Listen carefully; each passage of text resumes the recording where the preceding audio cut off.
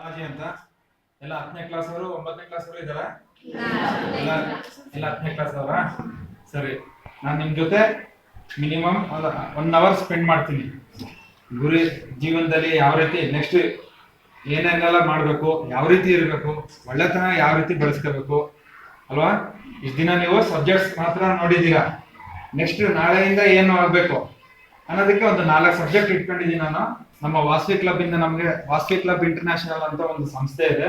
ಆ ಸಂಸ್ಥೆಯಲ್ಲಿ ನಮಗೆ ಒಂದು ಕೆಲಸ ಕೊಟ್ಟಿರ್ತಾರೆ. ಈ ತರ ಗ್ರಾಮೀಣ ಮಕ್ಕಳಿಗೆ ಯಾವ ರೀತಿ ಗುರಿ ಹೊಂದಬೇಕು, ಯಾವ ರೀತಿ ನಾವು ನಾಳೆ ಗುರಿ ಸಾಧಿಸ್ಬೇಕು, ಏನೆಲ್ಲ ನಾವು ಗುರಿ ಇಟ್ಕೋಬೇಕು, 10ನೇ ಕ್ಲಾಸ್ ಆದ್ಮೇಲೆ ನಾವು ಯಾವ ರೀತಿ ಹೋಗ್ಬೇಕು, ಇಲ್ಲಿಗೆ ಸ್ಟಾಪ್ ಮಾಡ್ಬೇಕಾ ಇಲ್ಲ ಓದ್ಬೇಕಾ, ನಿಮ್ಗೊಂದು ನಾಲೆಡ್ಜ್ ಕೊಡೋದಕ್ಕೆ ನಮ್ಗೆ ಒಂದು ಕೆಲಸ ವಹಿಸಿದ್ದಾರೆ. ಸೊ ಅದಕ್ಕೆ 1 ಅವರ್ ನಮಗೆ ಟೈಮ್ ಇರುತ್ತೆ. ನಿಮ್ಮ ಹತ್ರ ನಿಮ್ಮ ಹೆಡ್ ಮಾಸ್ಟರ್ 1 ಅವರ್ ಪರ್ಮಿಷನ್ ತಗೊಂಡಿದ್ದೀನಿ. ನಮಗೆ ಏನು ನಾಲೆಡ್ಜ್ ಇದೆ ಅಷ್ಟು ನಾನು ನಿಮ್ಮ ಹತ್ರ ಶೇರ್ ಮಾಡ್ಕೊಳ್ಳೋದಕ್ಕೆ ಇಷ್ಟಪಡ್ತೀನಿ. ಫಸ್ಟ್ ಒಂದು 4 ಸಬ್ಜೆಕ್ಟ್ ಇದೆ. ಯಾವ ಸಬ್ಜೆಕ್ಟ್ ಅಂತ ನೋಡ್ಬಿಡೋದ?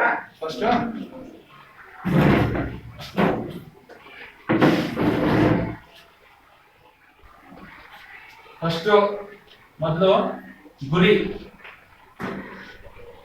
ಅಂದ್ರೆ ಗೋಲ್, ಇಂಗ್ಲಿಷ್ ಅಲ್ಲಿ ಏನಂತಾರೆ ಗೋಲ್ ಸೆಟ್ಟಿಂಗ್ ಅಂತಾರೆ.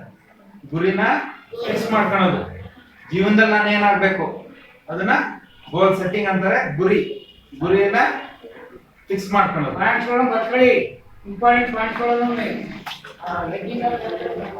ನಿಮ್ ಮಧ್ಯದಲ್ಲಿ ಏನಾದ್ರು ಕೇಳ್ಬೋದು, ನಿಮ್ಗೆ ಗೊತ್ತಾಗಿಲ್ಲ ಇಲ್ಲ ಕೊನೆಯಲ್ಲಾದ್ರೂ ಕೇಳ್ಬೋದು. ಗುರಿ ಫಿಕ್ಸ್ ಮಾಡಿದ್ಮೇಲೆ ಅದಕ್ಕೆ ಒಂದು ಟೈಮ್ ಅಂತ ಇರುತ್ತೆ ಅಲ್ವಾ? ಅಥವಾ 70ನೇ ವರ್ಷದಲ್ಲಿ ನಾವು ಸಾಧಿಸಕ್ಕಾಗಲ್ಲ. ಈ ಒಂದು ಟೈಮ್ ಕೂಡ ಫಿಕ್ಸ್ ಮಾಡ್ಕೋಬೇಕು. ಟೈಮ್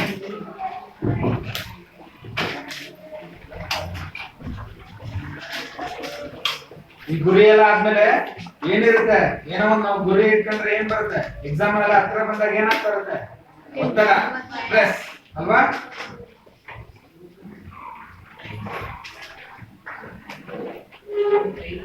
ನಾಲ್ಕನೇದು ಮೈನ್. ಈಗ ನಿಮ್ಮ 10ನೇ ತರಗತಿ ಬಂದಿದ್ದೀನಿ. ಸೊ 10ನೇ ತರಗತಿ ಆದ್ಮೇಲೆ ಏನು? 10ನೇ ತರಗತಿ ನಂತರ ಏನು? ಸರಿನಾ? ನಿಮ್ಗೆ ಏನಕ್ಕೆ ನಮ್ಗೆ ಕೆಲಸ ಕೊಟ್ಟಿದ್ದಾರೆ? 10ನೇ ತರಗತಿಯವ್ರಿಗೆ ಹೇಳ್ಬೇಕು ಅಂತ ಏನಕ್ಕೆ ಹೇಳಿದ್ದಾರೆ? ಯಾರು ಹೇಳ್ತೀರಾ? ಇದೆಲ್ಲ ನಿಮ್ಗೆ ಏನಕ್ಕೆ ನಾನು ಹೇಳ್ಬೇಕು? 8ನೇ ಕ್ಲಾಸ್ ಅವ್ರಿಗೆ ಏನಕ್ಕೆ ಕೇಳ್ತಾ ಇಲ್ಲ, 9ನೇ ಕ್ಲಾಸ್ ಅವ್ರಿಗೆ ಏನಕ್ಕೆ ಕೇಳ್ತಾ ಇಲ್ಲ, ಇಲ್ಲ ಪ್ರೈಮರಿ ಸ್ಕೂಲ್ ಅವ್ರಿಗೆ ಏನಕ್ಕೆ ಕೇಳ್ತಿಲ್ಲ? ನಿಮ್ಗೆ ಹೇಳ್ಬೇಕು ಏನಕ್ಕೆ. ಯಾರು ಹೇಳ್ತೀರಾ?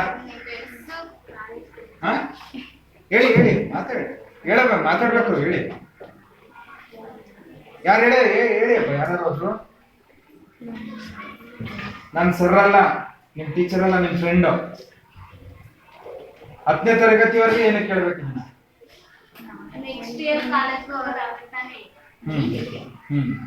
ಆಗ 8ನೇ ಕ್ಲಾಸ್ ಅವ್ರಿಗೆ ಏನಕ್ಕೆ ಕೇಳಿಲ್ಲ?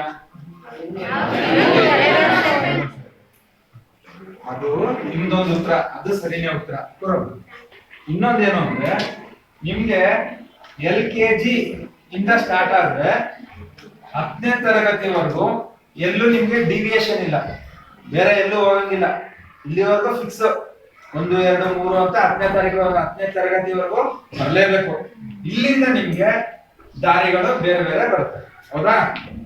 ಅದಕ್ಕೆ ನಿಮ್ಗೆ ಇವಾಗಲೇ ನಿಮ್ಗೆ ಈಗ ಹೇಳಿದ್ರೆ, ಈಗ 10ನೇ ತರಗತಿ ಇವಾಗ ಸ್ಟಾರ್ಟ್ ಆಗಿದೆಯಲ್ವಾ, ಈಗ 1 ತಿಂಗಳಾಯ್ತಾ ಸ್ಟಾರ್ಟ್ ಆಗಿ, ಈಗಲೇ ನಿಮ್ಗೆ ಹೇಳಿದ್ರೆ ನೆಕ್ಸ್ಟ್ ನೀವು ಈ ವರ್ಷದಲ್ಲಿ ನಾನೀಗ ಏನ್ ನಾನು ಮುಂದೆ ಹೇಳ್ತೀನಿ ನಿಮ್ಗೆ ಉಪಯೋಗ ಆಗಂತದ್ದು, ನೀವ್ ಈಗಲೇ ಅದನ್ನ ಫಿಕ್ಸ್ ಮಾಡ್ಕೊಂಡ್ರೆ ಯಾವ್ದಾರ ಒಂದು ಸೆಲೆಕ್ಟ್ ಮಾಡಿ, ಈ ವರ್ಷ ನಿಮ್ಗೆ ಓದೋದಕ್ಕೂ ಅದು ಅನುಕೂಲ ಆಗುತ್ತೆ. ಅದನ್ನ ನಾನು ಮುಂದೆ ಹೇಳ್ತೀನಿ. ಸೊ ಅದಕ್ಕೆ ನಮ್ಗೆ ಈಗ 10ನೇ ತರಗತಿ ಈ ತಿಂಗಳಲ್ಲೇ ನಿಮ್ಗೆ ಫಸ್ಟ್ ಸ್ಟಾರ್ಟಿಂಗ್ ಅಕಾಡೆಮಿಕ್ ಇಯರ್ ಏನು ನಿಮ್ಮ ಶೈಕ್ಷಣಿಕ ವರ್ಷ ಅಂತ ಏನ್ ಹೇಳ್ತೀರಾ, ಇದು ಶುರು ಆಗುವಾಗ್ಲೇ ಇದು ನಿಮ್ಗೆ ಹೇಳ್ಬಿಡ್ಬೇಕು. ಆವಾಗ ನೀವು ಕರೆಕ್ಟ್ ಆಗಿ ಮೈಂಡ್ ಅಲ್ಲಿ ಫಿಕ್ಸ್ ಆಗ್ತೀರಾ. ಹೌದು, ನಾನು ಈ ರೀತಿ ಮಾಡ್ಬೇಕು, ನಾನು ಈ ದಾರಿಲಿ ಹೋಗ್ಬೇಕು ಅಂದಾಗ ನೀವು ಮಾರ್ಕ್ಸ್ ಸ್ಕೋರ್ ಮಾಡೋದಕ್ಕೆ ತುಂಬಾ ಉಪಯೋಗ ಆಗುತ್ತೆ. ಫಸ್ಟ್ ನಮ್ದು ಏನ್ ವಿಷಯಗಳಿದೆ ಇದ್ರ ಪ್ರಕಾರ ಹೋಗ್ಬಿಡೋದು. ಸರಿನಾ? ಗುರಿ ಏನಕ್ಕೆ ಇರ್ಬೇಕಪ್ಪ?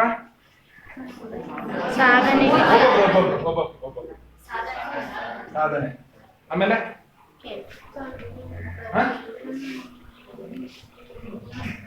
ಗುರಿ ಮುಟ್ಟಕ್ಕೆ ಏನು ಗುರಿ ಮುಟ್ಬೇಕು? ಏನು ಗುರಿ ಮುಟ್ಬೇಕು? ಆ ಗುರಿ ಮುಟ್ಟೋದ್ರಿಂದ ಏನ್ ಸಿಗುತ್ತೆ ನಿಮ್ಗೆ? ಒಳ್ಳೆ ಭವಿಷ್ಯ ಸಿಗುತ್ತೆ. ಸರಿ, ಈ ಗುರಿಗೆ ಏನಾದ್ರೂ ಬೇರೆ ಇನ್ನ ಏನಾದ್ರೂ ನಿಮ್ಗೆ ಜೊತೆಲಿ ಇರ್ಬೇಕಾ? ಏನಿರ್ಬೇಕು? ಮಾರ್ಗದರ್ಶನ. ಆಮೇಲೆ ಧೈರ್ಯ. ಆಮೇಲೆ ಯಾವ ರೀತಿ ಗುರಿಗಳಿರ್ಬೇಕು? ಕೆಲವರು ಗುರಿನೇ ಇಟ್ಕೊಳ್ಳೋದಿಲ್ಲ. ಯಾರಿಗಾರ ಹೋಗಿ ಹೇಳಿ, ನಿಂದೇನೋ ಗುರಿ, ನೀನೇನಾರ ಒಂದು ಗುರಿ ಇಟ್ಕೊಂಡಿದೀನ ಅಂದ್ರೆ ಅವರು ಇಲ್ಲಪ್ಪ ಅಂತಾರೆ. ಆ ತರವರು ಇರ್ತಾರಲ್ವ. ಏನು ಗುರಿ ಇಟ್ಕೊಳದಿಲ್ಲ. ಏನು ಗುರಿ ಇಟ್ಕೋಬೇಕು? ಯಾವ ರೀತಿ ಗುರಿ ಇಟ್ಕೋಬೇಕು? ಈಗ ನೀವು ಬೆಳಗ್ಗೆ ಮನೆಯಿಂದ ಹೊರಟ್ರಿ ಶಾಲೆಗೆ ಅಲ್ವಾ? ಇಲ್ಲಿಗೆ ಎಷ್ಟೊತ್ತಿಗೆ ನಿಮ್ಗೆ ಶಾಲೆ? 9:45. ಸೊ ನೀವು ಮನೆ ಎಷ್ಟೊತ್ತಿಗೆ ಬಿಟ್ರೆ?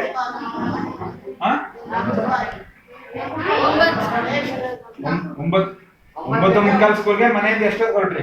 9:15 9 ಗಂಟೆಗೆ ಹೊರಟ್ರಿ. ಮನೆಯಿಂದ ಶಾಲೆಗೆ ಡೈರೆಕ್ಟ್ ಆಗಿ ಬಂದ್ರ ಇಲ್ಲ ಎಲ್ಲಾರು ಸುತ್ತಾಡ್ಕೊಂಡ್ ಬಂದ್ರ? ಡೈರೆಕ್ಟ್ ಆಗಿ ಬಂದ್ರ. ಅಂದ್ರೆ ಇದ್ರಲ್ಲಿ ಏನು ನಿಮ್ಮ ಇವತ್ತು ಮನೆಯಿಂದ ಹೊರಡ್ಬೇಕಾದ್ರೆ ಗುರಿ, ನಾನು ಶಾಲೆಗೆ ಮುಟ್ಬೇಕು, ಶಾಲೆಗೆ 9:45 ಮುಟ್ಬೇಕು. ಗುರಿ ಏನು? ಶಾಲೆಗೆ ಮುಟ್ಬೇಕು. ಅದಕ್ಕೆ ಇನ್ನೊಂದೇನು ಫಿಕ್ಸೆಡ್ ಟೈಮ್.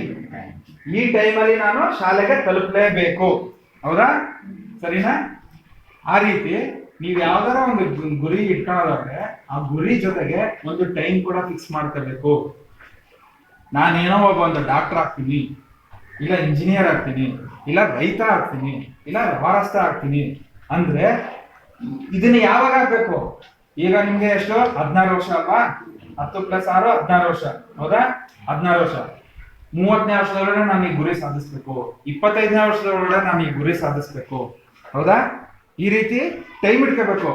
ನಾನೇನೋ ಒಂದು ಸಾಧಿಸ್ತೀನಿ ಅನ್ಬಿಟ್ಟು 70 ವರ್ಷದ ಮುದ್ಕಾದಾಗ ಸಾಧಿಸಿದ್ರೆ ಚೆನ್ನಾಗಿರುತ್ತಾ? ಇಲ್ಲ. ಟೈಮ್ ಇಲ್ಲ ಅಂದ್ರೆ ಚೆನ್ನಾಗಿರೋದಿಲ್ಲ. ಕ್ರಿಕೆಟ್ ನಿಮ್ಗೆಲ್ಲ ಫೇವರೇಟ್ ಕ್ರಿಕೆಟಾ? 50 ಓವರ್ ಅನ್ನೋದು ಟೈಮ್. 50 ಓವರ್ ಅನ್ನೋದು ಟೈಮ್.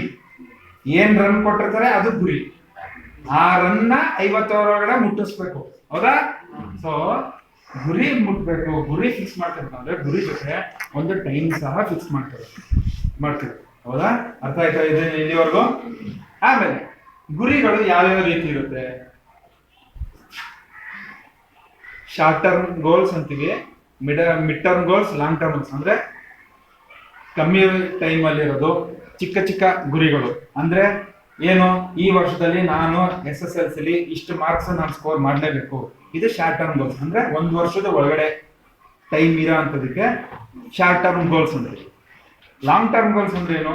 ನಮ್ಮ ಜೀವನದಲ್ಲಿ ನಾವು ಏನಾಗಬೇಕು ಅದು 1 ವರ್ಷ ಮೇಲ್ಪಟ್ಟು ಅಥವಾ 5 ವರ್ಷದ ಮೇಲ್ಪಟ್ಟು ಟೈಮ್ ಇರೋ ಅಂತದಕ್ಕೆ ಲಾಂಗ್ ಟರ್ಮ್ ಗೋಲ್ಸ್. ಸರಿನಾ?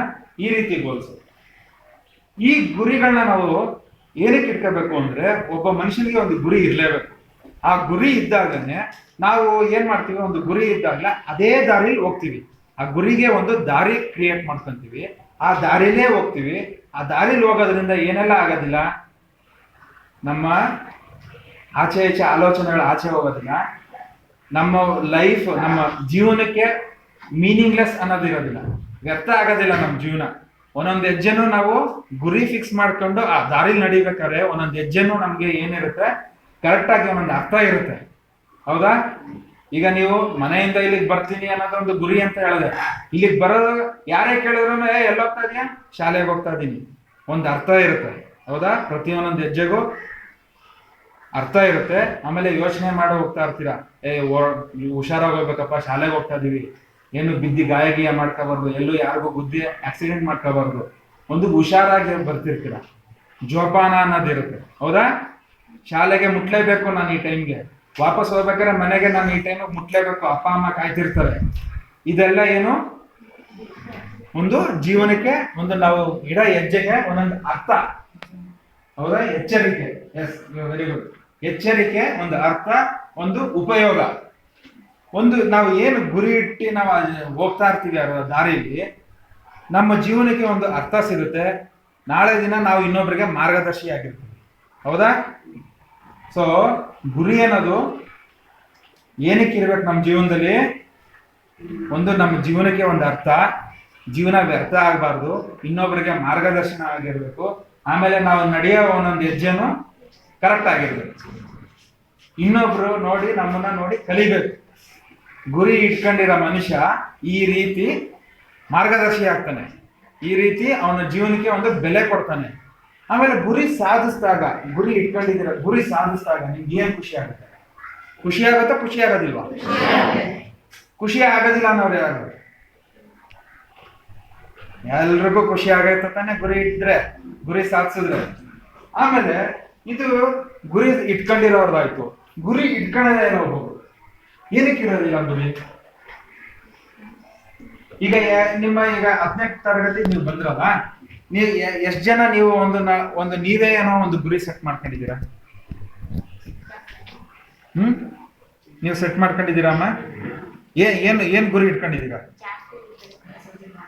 ಎಷ್ಟು ಮಾರ್ಕ್ಸ್? ಜಾಸ್ತಿ ರಿಸಲ್ಟ್ ಅಲ್ಲ, ಇಷ್ಟೇ ಫಿಕ್ಸೆಡ್ ಪರ್ಸೆಂಟೇಜ್ ಅಂತ ಏನಾದ್ರು ಇಟ್ಕೊಂಡಿದ್ದೀರಾ? ಯಾರು ಇಟ್ಕೊಂಡಿಲ್ವಾ? ಯಾರು ಇಟ್ಕೊಂಡಿಲ್ಲ ಹೇಳಿ? ಯಾರು ಇಟ್ಕೊಂಡೇ ಇಲ್ಲ? ಎಲ್ರು ಇಟ್ಕೊಂಡಿದ್ದೀರಾ? ಯಾರು ಇಟ್ಕೊಂಡೇ ಇಲ್ಲ ಅನ್ನೋರು ಯಾರು ಬಿಡ್ತಾರೆ, ಕೈ ಎತ್ತಾ ಇಲ್ಲ ಅಷ್ಟೇ. ಹೌದಾ? ಏನಕ್ಕೆ ಕೆಲವರು ಗುರಿ ಇಟ್ಕೊಳ್ಳೋದಕ್ಕೆ ಎದುರ್ಕಂತಾರೆ? ಏನಕ್ಕೆ ಎದುರ್ಕಂತಾರೆ? ಅವ್ರಿಗೆ ನಾಳೆ ದಿನ ನಾನು ಇಟ್ಕೊಂಡಿರೋ ಗುರಿ ತಲುಪ್ತೀನೋ ಇಲ್ವೋ, ಇಲ್ಲ ನಾನು ಯಾರಿಗಾರ ಹೇಳಿರ್ತೀನಿ ನಾನು ಇಂಥ ಗುರಿ ತಲುಪ್ತೀನಿ ಇಟ್ಕೊಂಡಿದೀನಿ, ನಾನು ತಲುಪ್ಲಿಲ್ಲ ಅಂದ್ರೆ ಅವ್ರು ಏನಾರ ಆಡಿಸ್ತಾರ, ಆಡ್ಕೊಂತಾರ, ನಾವು ನೋಡಿ ನಗ್ತಾರ ಅನ್ನೋ ಹೇಳಿರ್ತಾರೆ. ಇನ್ ಕೆಲವ್ರಿಗೆ ಗುರಿ ನಾನು ಇಟ್ಕೊಂಡ್ಬಿಟ್ಟೆ ಸರಿ, ಅದಕ್ಕೆ ಯಾವ ರೀತಿ ಹೋಗ್ಬೇಕು, ಯಾರು ಸಪೋರ್ಟ್ ಕೊಡ್ತಾರೆ, ನಾನು ಯಾವ ರೀತಿ ಪ್ರಿಪೇರ್ ಆಗ್ಬೇಕು ಅನ್ನೋದು ಅವ್ರಿಗೆ ಏನೂ ನಾಲೆಡ್ಜ್ ಇರೋದಿಲ್ಲ. ಸೊ ಇಂಥ ವ್ಯಕ್ತಿಗಳು ಗುರಿ ಇಟ್ಕೊಳ್ಳೋದೇ ಇಲ್ಲ ಜೀವನದಲ್ಲಿ. ಅವಾಗ ಅವ್ರಿಗೆ ಏನಾಗುತ್ತೆ, ಅವ್ರ ಲೈಫ್ ವ್ಯರ್ಥನೇ ಇರೋದಿಲ್ಲ. ಈಗ ಇಲ್ಲಿ ನಿಮ್ ಸ್ಕೂಲು ಈ ರೋಡಲ್ಲಿ ಹಿಂಗ್ ಹೋದ ತಕ್ಷಣ ಅಲ್ಲಿ ಮೈನ್ ರೋಡ್ ಸಿಗುತ್ತೆ. ನೀವು ಎಲ್ಲಿಗಾರ ಹೋಗ್ಬೇಕು ಅಂದ್ರೆ ತಾನೇ ಆ ಮೈನ್ ರೋಡ್ ಹೋದ್ಮೇಲೆ ಬಲಕ್ ತಿರುಗಬೇಕಾ, ಎಡಕ್ ತಿರುಗಬೇಕಾ, ಸೀದಾ ಹೋಗ್ಬೇಕಾ ಅಂತ ಡಿಸೈಡ್ ಮಾಡೋದು. ಏನಿಲ್ಲ ಅಂದ್ರೆ ಅಲ್ಲಿ ಹೋಗ್ಬಿಟ್ಟು ಏನ್ ಮಾಡ್ತೀರಾ? ಅಲ್ಲಿ ಹೋಗ್ಬಿಟ್ಟು ಈ ದಾರಿ ಎಲ್ಲಿಗೆ ಹೋಗುತ್ತೆ ಅಂತ ಕೇಳ್ತೀರಿ ಯಾರ? ಅವ್ರು ಏನ್ ಕೇಳ್ತಾರೆ ಅದಕ್ಕೆ? ನೀನ್ ಎಲ್ಲಿಗೆ ಹೋಗ್ಬೇಕು ಮೊದ್ಲು ಹೇಳು ಅಂತಾರೆ. ಸೊ ನಾವು ಗುರಿ ಇದ್ರೆ ಹೇಳ್ಬೋದು ಅವ್ರಿಗೆ, ಇಲ್ಲ ಬಸ್ ಸ್ಟ್ಯಾಂಡ್ ಹೋಗ್ಬೇಕು ಅಂದ್ರೆ ಬಲಕ್ ಹೋಗು ಅಂತಾರೆ, ಚಿಂಚಿನಪೇಟೆ ಹೋಗ್ಬೇಕು ಅಂದ್ರೆ ಎಡಕ್ ಹೋಗು ಅಂತಾರೆ. ಹೌದಾ? ನಾವ್ ಎಲ್ಲಿಗೆ ಹೋಗ್ಬೇಕು ಅನ್ನೋದೇ ಗೊತ್ತಿಲ್ಲ ಅಂದ್ರೆ ಅವರು ಮೊದ್ಲು ನೀನ್ ಎಲ್ಲಿಗೆ ಹೋಗ್ಬೇಕು ಡಿಸೈಡ್ ಮಾಡಪ್ಪ, ಆಮೇಲೆ ನಾನು ಹೇಳ್ತೀನಿ ದಾರಿ ಅಂತಾರೆ. ಸೊ ಗುರಿ ಇಟ್ಕೊಂಡಿರೋರ್ಗೆ ಫಸ್ಟ್ ನಾವು ಗುರಿ ಇಟ್ಕೋಬೇಕು, ಆಮೇಲೆ ಅವ್ರಿಗೆ ಮಾರ್ಗದರ್ಶಕ ನಮ್ಮ ಜೊತೆ ಬರ್ತಾರೆ. ನಾವು ಗುರಿನೇ ಇಟ್ಕೊಂಡಿಲ್ಲ ಅಂದ್ರೆ ನಮ್ ಜೊತೆ ಯಾರು ಮಾರ್ಗದರ್ಶನ ಬರಲ್ಲ. ಈಗ ನಾನು ಈಗ ಹೇಳಿದ್ನಲ್ಲ, ಗುರಿ ಇಟ್ಕೊಳ್ಳೋದಿಲ್ಲ. ಏನಕ್ಕೆ ಇಟ್ಕೊಳ್ಳೋದಿಲ್ಲ ಅಂದ್ರೆ ಅವ್ರಿಗೆ ಮಾರ್ಗದರ್ಶಕರು ಬರ್ತಾರೋ ಇಲ್ವೋ ಅನ್ನೋದು ಹೆದರಿಕೆ. ಆಯ್ತಾ? ಇದು ಗುರಿ ಇರೋರು, ಗುರಿ ಇಲ್ದಿರೋರು. ಗುರಿ ಇಟ್ಕೊಳ್ಳೋದು ಯಾವ್ಯಾವ ರೀತಿ ಗುರಿಗಳು ಇಟ್ಕೋಬೇಕು? ಗೋಲ್ಸ್ ಯಾವ್ಯಾವ ರೀತಿ ಗುರಿಗಳು ಇಟ್ಕೋಬೇಕು? ಗೋಲ್ಸ್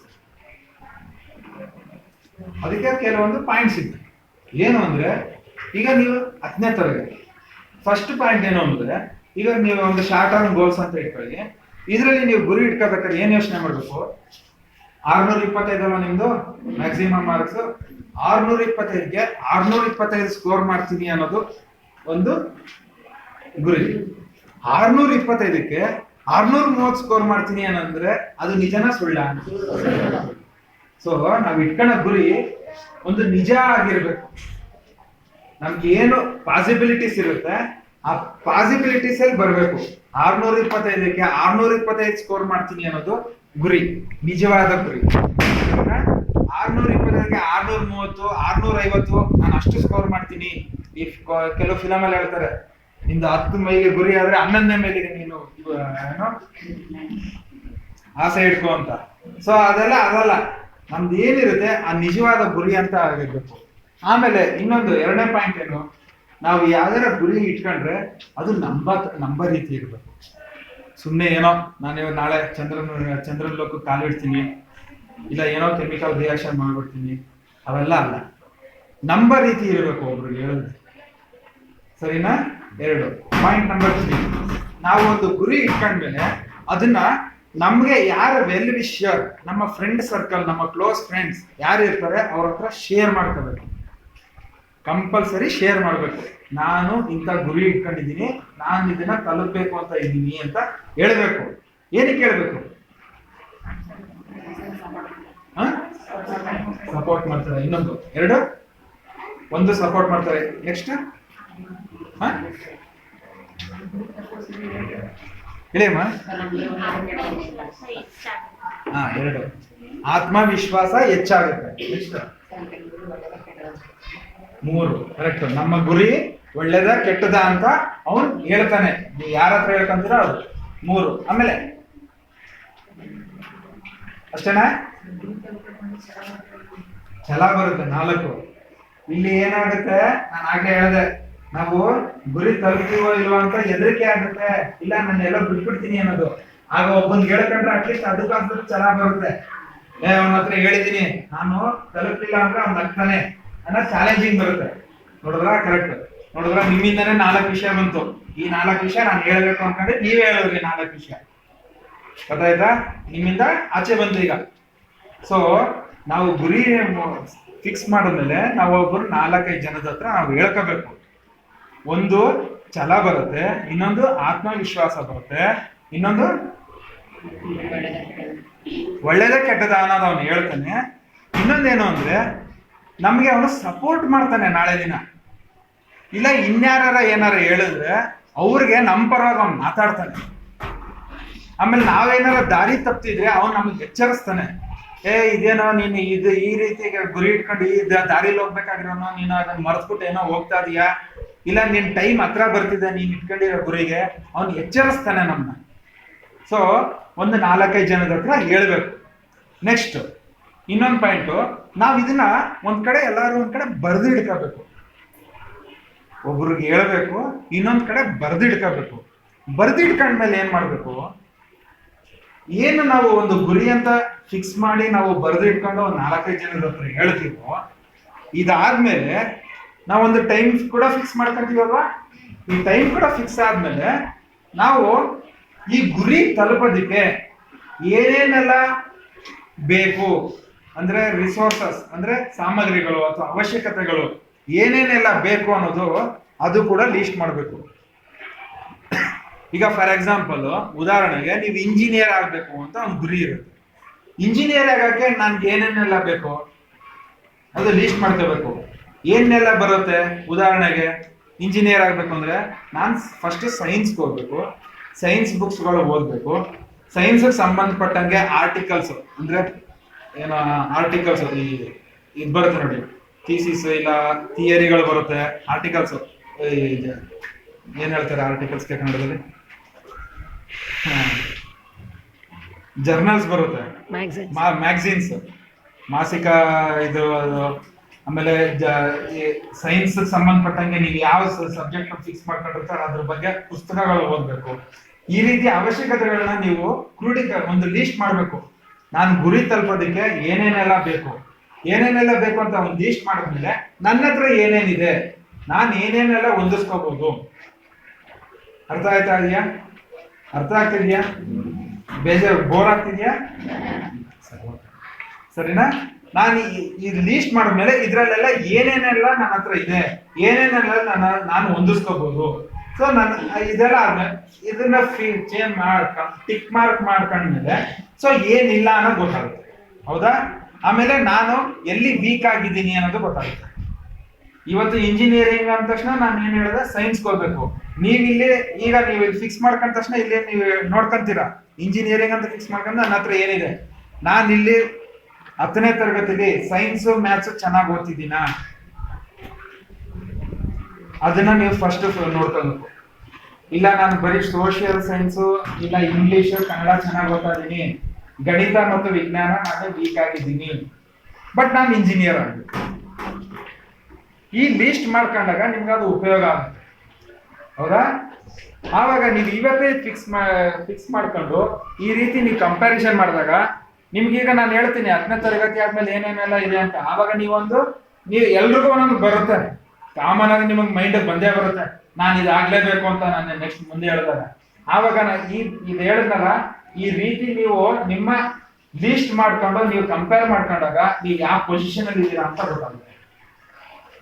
ಆವಾಗ ನಾಳೆ ದಿನ ನಾನು ಇವತ್ತಿಂದ ಯಾವ ಸಬ್ಜೆಕ್ಟ್ ಮೇಲೆ, ಗಣಿತದ ಮೇಲೆ ಕಾನ್ಸಂಟ್ರೇಟ್ ಮಾಡ್ಬೇಕಾ, ವಿಜ್ಞಾನದ ಮೇಲೆ ಕಾನ್ಸಂಟ್ರೇಟ್ ಬೇಕಾ, ಇಲ್ಲ ಸಮಾಜ ಸಮಾಜದ ಮೇಲೆ ಕಾನ್ಸಂಟ್ರೇಟ್ ಮಾಡ್ಬೇಕಾ, ಹಿಂದಿ ಮೇಲ, ಇಂಗ್ಲಿಷ್ ಮೇಲ, ಅದು ನಿಮ್ಗೆ ಇವಾಗ ಗೊತ್ತಾಗುತ್ತೆ ನೆಕ್ಸ್ಟ್ ಮುಂದೆ ಹೇಳಿದಾಗ.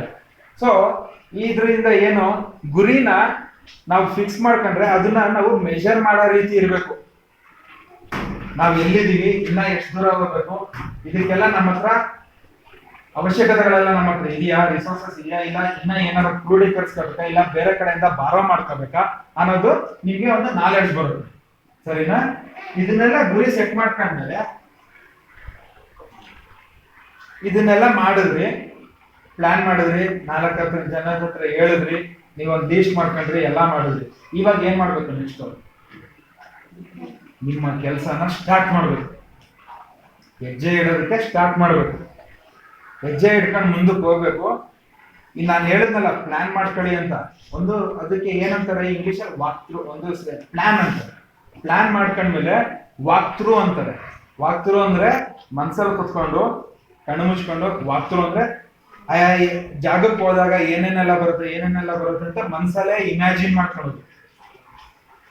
ನೀವು ಒಂದು ಪ್ಲಾನ್ ಮಾಡಿರ್ತೀರಲ್ಲ, ಸ್ಟಾರ್ಟಿಂಗ್ ಇಂದ ಹಿಡಿದು ನೀವು ಗುರಿ ತಲುಪೋವರೆಗೂ ನೀವು ಮನ್ಸಲ್ಲಿ ಕುತ್ಕೊಂಡು ಇಮ್ಯಾಜಿನ್ ಮಾಡ್ಕೋಬೇಕು. ಎಲ್ಲಿ ಹೋಗುತ್ತೆ, ನಾವು ಯಾವ ದಾರಿಲಿ ಹೋಗ್ತೀವಿ, ಅಲ್ಲಿ ಎಲ್ಲ ಏನೇನೆಲ್ಲ ಅಡೆತಡೆಗಳು ಬರುತ್ತೆ. ನೀವು ಇದನ್ನ ಕುತ್ಕೊಂಡು ಇಮ್ಯಾಜಿನ್ ಮಾಡಿದಾಗ ಈ ಅಡೆತಡೆಗಳು ಏನೇನೆಲ್ಲ ಬರುತ್ತೆ ಅನ್ನೋದು ನಿಮ್ಮ ಮೈಂಡಿಗೆ ಬರುತ್ತೆ. ಈ ಅಡೆತಡೆಗಳು ನಿಮ್ಮ ಮೈಂಡಿಗೆ ಬಂದಾಗ ಅದನ್ನು ಕೂಡ ಲೀಸ್ಟ್ ಮಾಡ್ಕೋಬೇಕು, ಬರೆದಿಟ್ಕೊಂಡು ಈ ಅಡೆತಡೆಗಳು ಬಂದಾಗ ನಾನು ಇದನ್ನ ಯಾವ ರೀತಿ ಎದುರಿಸ್ಬೇಕು, ಯಾವ ರೀತಿ ಇದನ್ನ ದಾಟಿ ಬರಬೇಕು. ಇಮ್ಯಾಜಿನ್ ಅಂದ್ರೆ ಅರ್ಥ ಆಯ್ತಾ? ಈಗ ಇಲ್ಲಿ ಕುತ್ಕೊಂಡು ಯಾರ ನಗರಕ್ಕೆ ಹೋಗೋ ರೋಡ್ ಅಂದ್ರೆ ಹೆಂಗೆ ಇಮ್ಯಾಜಿನ್ ಮಾಡ್ಕೊಂತೀರಾ? ಈ ಕಡೆಯಿಂದ ಹೋಗಿ ಎಡಕ್ಕೆ ತಿರುಗಿ ಮೇನ್ ರೋಡ್ ಹೋಗಿ ಬಲಕ್ಕೆ ತಿರುಗಿ ಬಸ್ ಸ್ಟಾಪ್ ಅಲ್ಲಿ ಹತ್ತಿ ಚೀರ್ನಳ್ಳಿಗೆ ಹೋಗಿ ಬಲಕ್ಕೆ ತಿರುಗಿ, ಈ ರೀತಿ. ಹೌದಾ? ಸರಿನಾ? ಈ ರೀತಿ ಇಮ್ಯಾಜಿನೇಷನ್ ಮಾಡ್ಕೋಬೇಕು ನಿಮ್ಮ ಗೋಲ್ ಪ್ಲಾನ್ ಅನ್ನ. ನಾವು ಇಲ್ಲಿದ್ದೀವಿ, ನಾವು ಗುರಿ ಅಲ್ಲಿ ಮುಟ್ಟುವಾಗ ಎಲ್ಲೆಲ್ಲ ನಾವು ಹೋಗ್ತೀವಿ, ಮಧ್ಯದಲ್ಲಿ ಏನೇನೆಲ್ಲ ಅಡೆತಡೆಗಳು ಬರುತ್ತೆ, ಇದನ್ನ ಲೀಸ್ಟ್ ಮಾಡಿ ಇದನ್ನ ಎದುರಿಸೋದಕ್ಕೆ, ಇಲ್ಲ ಇದರಿಂದ ಆಚೆ ಬರೋದಕ್ಕೆ, ಅದಕ್ಕೆ ನೀವು ಯಾವ ರೀತಿ ನಿಮ್ಮನ್ನ ನೀವು ಸಿದ್ಧತೆ ಮಾಡ್ಕೋಬೇಕು ಅನ್ನೋದನ್ನ ಸಹ ಇಲ್ಲೇ ಪ್ಲಾನ್ ಮಾಡ್ಬೇಕು. ಅಲ್ಲಿ ಅಡೆತಡೆ ಬಂದಾಗ ಪ್ಲಾನ್ ಮಾಡಬಾರ್ದು, ಈಗಲೇ ಪ್ಲಾನ್ ಮಾಡ್ಬೇಕು. ಆಮೇಲೆ ಇಲ್ಲ ಈ ಪ್ಲಾನ್ ಯಾವ ರೀತಿ ಇರ್ಬೇಕು ಅಂದ್ರೆ ಡೈನಾಮಿಕ್ ಅಂತಾರೆ. ಡೈನಾಮಿಕ್ ಅಂದ್ರೆ ಹೆಂಗ್ ಬೇಕೋ ಹಂಗೆ ಬದಲಾಯಿಸ್ಕೊಳತ್ತಾರ. Devaraj dynamic hero, Devaraj film maker. ಗೊತ್ತಾಯ್ತಾ? ಟೈಟಲ್ ಜ್ಞಾಪಕ ಇದೆಯಾ? ಆ ರೀತಿ ಡೈನಾಮಿಕ್ ಅಂದ್ರೆ ಏನು? ನಾನು ಎಲ್ಲಿಗೆ ಹೋದ್ರು ನಾನು ಬದಲಾಗೋ ರೀತಿ. ಸ್ಟ್ಯಾಟಿಕ್ ಅಂದ್ರೆ ಫಿಕ್ಸ್ಡ್. ಡೈನಾಮಿಕ್ ಅಂದ್ರೆ ಹೆಂಗ್ ಬೇಕೋ ಹಂಗೆ ಬದಲಾಯಿಸ್ಕೊಳತ್ತಾರ.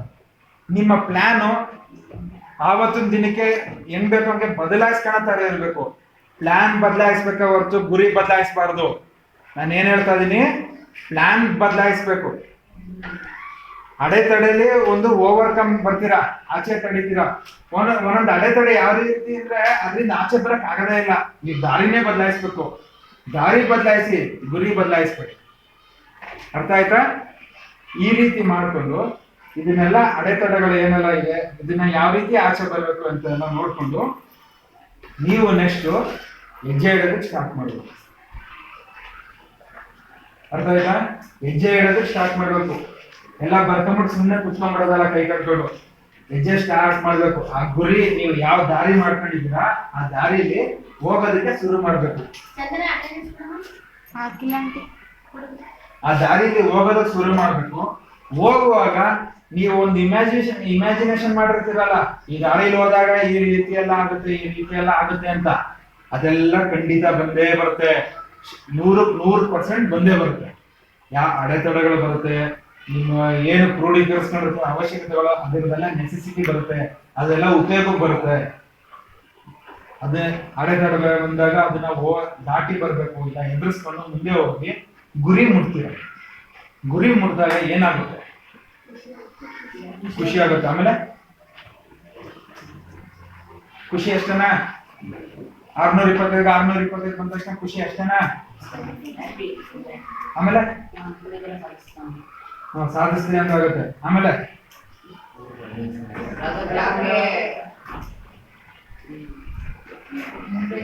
ನಿಮ್ಮೂರಲ್ಲಿ ನಿಮ್ನೆಲ್ಲ ರೆಕಗ್ನೈಸ್ ಮಾಡ್ತಾರೆ. ಹೌದಾ? ಹುಡುಗ 625 ತೆಗ್ದಿದ್ದ, ಆವತ್ತೇ ಹೇಳಿದ 625 ತೆಗಿತೀನಿ ಅಂತ. ನೋಡಿ ಇವತ್ತು ಬಂದವನೆ, ಟಚ್ ಮಾಡವನೆ. ಅಂತ ನಿಮ್ಮನ್ನ ಗುರುತಿಸ್ತಾರೆ. ನೀವೊಬ್ರು ಮಾರ್ಗದರ್ಶನ ಆಗ್ತೀರಾ, ನಿಮಗೆ ಒಂದು ಸ್ವಾಭಿಮಾನ ಬರುತ್ತೆ, ನಿಮ್ಮ ಮೇಲೆ ನಿಮ್ಗೆ ಒಂದು ನಂಬಿಕೆ ಬರುತ್ತೆ. ನೋಡ್ದ, ನಾನು ಅವತ್ತು ಗುರಿ ಫಿಕ್ಸ್ ಮಾಡ್ಕೊಂಡಿದ್ದೆ, ಇವತ್ತು ನಾನು ದಾಟಿದ್ದೀನಿ. ಸೊ ನಾನು ಏನ್ ಅನ್ಕೊಂತೀನೋ ಅದನ್ನ ಸಾಧಿಸಕ್ಕೆ ನನ್ನ ಹತ್ರ ಕೆಪಾಸಿಟಿ ಇದೆ ಅಂತ ನಿಮ್ಗೆ ಕಾನ್ಫಿಡೆನ್ಸ್ ಬರುತ್ತೆ. ಹೌದಾ? ಒಂದು ಸಾಧಿಸಿದ್ರೆ ನಿಮ್ಗೆ ಒಂದು ಒಂದು ಏನೋ ಒಂದು ಧೈರ್ಯ ಬರುತ್ತಾ? ಹಿಂಗ್ ನಿಂತ್ಕೊಂತೀರ. ಅವಾಗ ನೀವು ನಿಮ್ ಗುರಿ ಸಾಧಿಸಿದ್ರೆ ಆಟೋಮೆಟಿಕ್ ಆಗಿ ಹಿಂಗ್ ನಿಂತ್ಕೊಂತೀರ, ಏನೋ ಅಟೆನ್ಷನ್ ಒಂದು ಎದೆ ಉಪ್ಸಿ ನಿಲ್ತೀರ. ಹೌದಾ? ಖುಷಿ ಆಗುತ್ತಲ್ವೇನಪ್ಪ? ನೋಡಿ, ಈಗ್ಲೇ ನಿಮ್ ಮಕ್ಕಳಲ್ಲಿ ಖುಷಿ ಇದೆ. ನಿಮ್ ಸಾಧಿಸಿದ್ರೆ ಏನ್ ಖುಷಿ ಇರುತ್ತೆ ನಿಮ್ಗೆ? ಸರಿನಾ? ಈ ಗುರಿ ಸಾಧಿಸಿದ್ರಿ. ಈಗ ನನ್ನ ಉದಾಹರಣೆ ಪ್ರಕಾರ 620ಗೆ 620 ಸಾಧಿಸಿದ್ರಿ. ನೀವು ಇಲ್ಲಿಗೆ ಸ್ಟಾರ್ಟ್ ಮಾಡ್ಬಿಡ್ತೀರಾ, ಇಲ್ಲ ಇನ್ನ ಹೊಸ ಗುರಿಗಳು ಇಟ್ಕೊಂಡು ಮುಂದೆ ಮಾಡ್ತೀರಾ, ಇಲ್ಲ ಇಲ್ಲಿಗೆ ಒಂದ್ ಗುರಿ ಜೀವನದಲ್ಲಿ ಒಂದ್ ಗುರಿ ಮುಡ್ದೆ ಸಾಕು ಅಂತ ಬಿಟ್ಬಿಡ್ತೀರಾ. ನೆಕ್ಸ್ಟ್ ಪುನಃ ಇನ್ನೊಂದು ಗುರಿ ಇಟ್ಕೊಳ್ಳೋದಕ್ಕೆ ನೀವು ಪ್ರಯತ್ನ ಮಾಡ್ತೀರಾ. ಹೌದಾ? ಇದಾಯ್ತು. ನೆಕ್ಸ್ಟ್ PUC ಈಗ school topper, next taluk topper ಇಲ್ಲ ಸ್ಟೇಟ್ ಟಾಪರ್ ಅನ್ನೋ ಒಂದು ಗುರಿ ಇಡ್ತೀರಾ. ಹೌದಾ? ಸೊ ಈ ಗುರಿ ಫಿಕ್ಸ್ ಮಾಡ್ಕೊಂಡು ಗುರಿನ ಸಾಧಿಸೋದು ಒನ್ ಟೈಮ್ ಪ್ರಾಸೆಸ್ ಅಲ್ಲ, ಜೀವನ ಉದ್ದಕ್ಕೂ ಗುರಿ ಸಾಧಿಸ್ಕೊಂಡು ಹೋಗ್ಬೇಕು. ಅಬ್ದುಲ್ ಕಲಾಂ ಅವ್ರ ಗುರಿ ಮಾಡಿದ್ರು? ಅವ್ರದ್ದೇನ್ ಗುರಿ? ಅಬ್ದುಲ್ ಕಲಾಂಗೆ ಇನ್ನೊಂದು ಹೆಸರಿದೆ, ಏನ್ ಹೇಳ್ತೀರಾ ಗೊತ್ತಾ? ಅಬ್ದುಲ್ ಕಲಾಂ ಇನ್ನೊಂದು ಹೆಸರು ಏನಿದೆ? ಎಂತ ಮಾನವ ಅಂತಾರೆ ಅವ್ರಿಗೆ? ಕ್ಷಿಪಣಿ ಮಾನವ. ಹೌದಾ? Missile man. ಕ್ಷಿಪಣಿ ಅಂದ್ರೆ ಏನು? ರಾಕೆಟ್. ಒಂದು ದೇಶದಿಂದ ಇನ್ನೊಂದು ದೇಶಕ್ಕೂ ಹಾರ್ಕೊಂಡೋಗಿ ಅಲ್ಲಿ ಬ್ಲಾಸ್ಟ್ ಮಾಡೋದನ್ನ ಕಂಡುಹಿಡಿದಿದ್ದು ನಮ್ಮ ಅಬ್ದುಲ್ ಕಲಾಂ. ನಮ್ಮ ಇಂಡಿಯಾಗೆ ಟೆಕ್ನಾಲಜಿ ಕೊಟ್ಟಿದ್ದು ಅಬ್ದುಲ್ ಕಲಾಂ. ಅದಕ್ಕೆ ಅವ್ರಿಗೆ ಮಿಸೈಲ್ ಮ್ಯಾನ್, ಕ್ಷಿಪಣಿ ಮಾನವ ಅಂತಾರೆ. ಸರಿನಾ? ಅವ್ರು ಬರೀ ಅವ್ರ ಗುರಿ ಕ್ಷಿಪಣಿ ಕಂಡುಹಿಡಿಯೋದು ಅಷ್ಟೇ ಆಗಿತ್ತಾ? ಅದು ಕಂಡುಹಿಡಿದ್ರೆ ಕ್ಷಿಪಣಿ ಕಂಡುಹಿಡಿಯೋದು ಅಷ್ಟೇ ಆಗಿತ್ತಾ ಗುರಿ? ಅದ್ ಕಂಡುಹಿಡಿದ್ಮೇಲೆ ನೆಕ್ಸ್ಟ್ ಏನ್ ಗುರಿ ಮಾಡಿದ್ರು?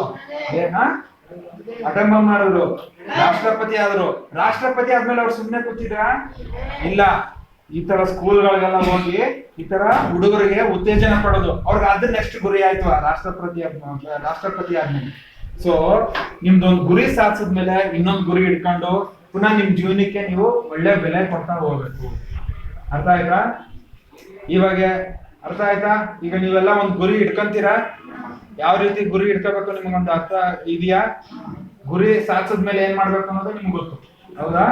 ಈ ಗುರಿಗೆ ನೆಕ್ಸ್ಟ್ ಏನ್ ಬರುತ್ತೆ? Time management. ಅಂದ್ರೆ ನಮ್ಮಲ್ಲಿರೋ ಟೈಮ್ ನಾವು ಯಾವ ರೀತಿ ಮ್ಯಾನೇಜ್ ಮಾಡ್ಬೇಕು. ಬೆಳಗ್ಗೆ 6 ಗಂಟೆಗೆ ಹೇಳ್ತೀವಿ, ದಿನಕ್ಕೆ 24 ಗಂಟೆ ಟೈಮ್. ಹೌದಾ? 24 ಗಂಟೆ ಟೈಮಲ್ಲಿ ಯಾವ ರೀತಿ ನಾವು ನಮ್ಮ ಟೈಮ್ ನ ಡಿವೈಡ್ ಮಾಡ್ಕೋಬೇಕು. ಬೆಳಗ್ಗೆ 9:45 ಸ್ಕೂಲು, 4 ಗಂಟೆಗೆ ಬಿಡುತ್ತಾ? 4:15. ಸರಿ, 4:15 ಬಿಡುತ್ತೆ. 4 ಗಂಟೆ 4:15 ಇದೆಲ್ಲ ಮಾತಾಡ್ಕೊಂಡು ಆಯ್ತು ನಾಳೆ ಸಿಗದನ, ಅಲ್ಲಿ ಹಾಕಡೋದನ್ನ ಇಲ್ಲ ಹಾಕಡೋದನ್ನ ಎಲ್ಲ ಆಚೆ ಮಾಡ್ಕೊಂಡು ಮಾತಾಡ್ಕೊಂಡ್ರೆ 4:15 ಆಯ್ತಾ? 9:45 4:15 ನಿಮ್ ಶಾಲೆ ಆಯ್ತು. ನೆಕ್ಸ್ಟ್ ಆಮೇಲೆ ಏನ್ ಮಾಡ್ತೀರಾ?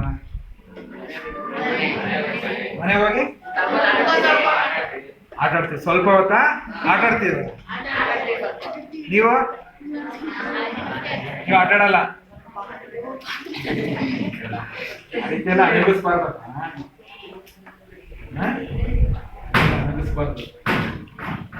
ಅವ್ರ ಕೈಯಲ್ಲಿ ಆಗದಿದ್ದಾಗ ನಾವು ಮಾಡ್ಬೇಕ ಕೆಲ್ಸನ.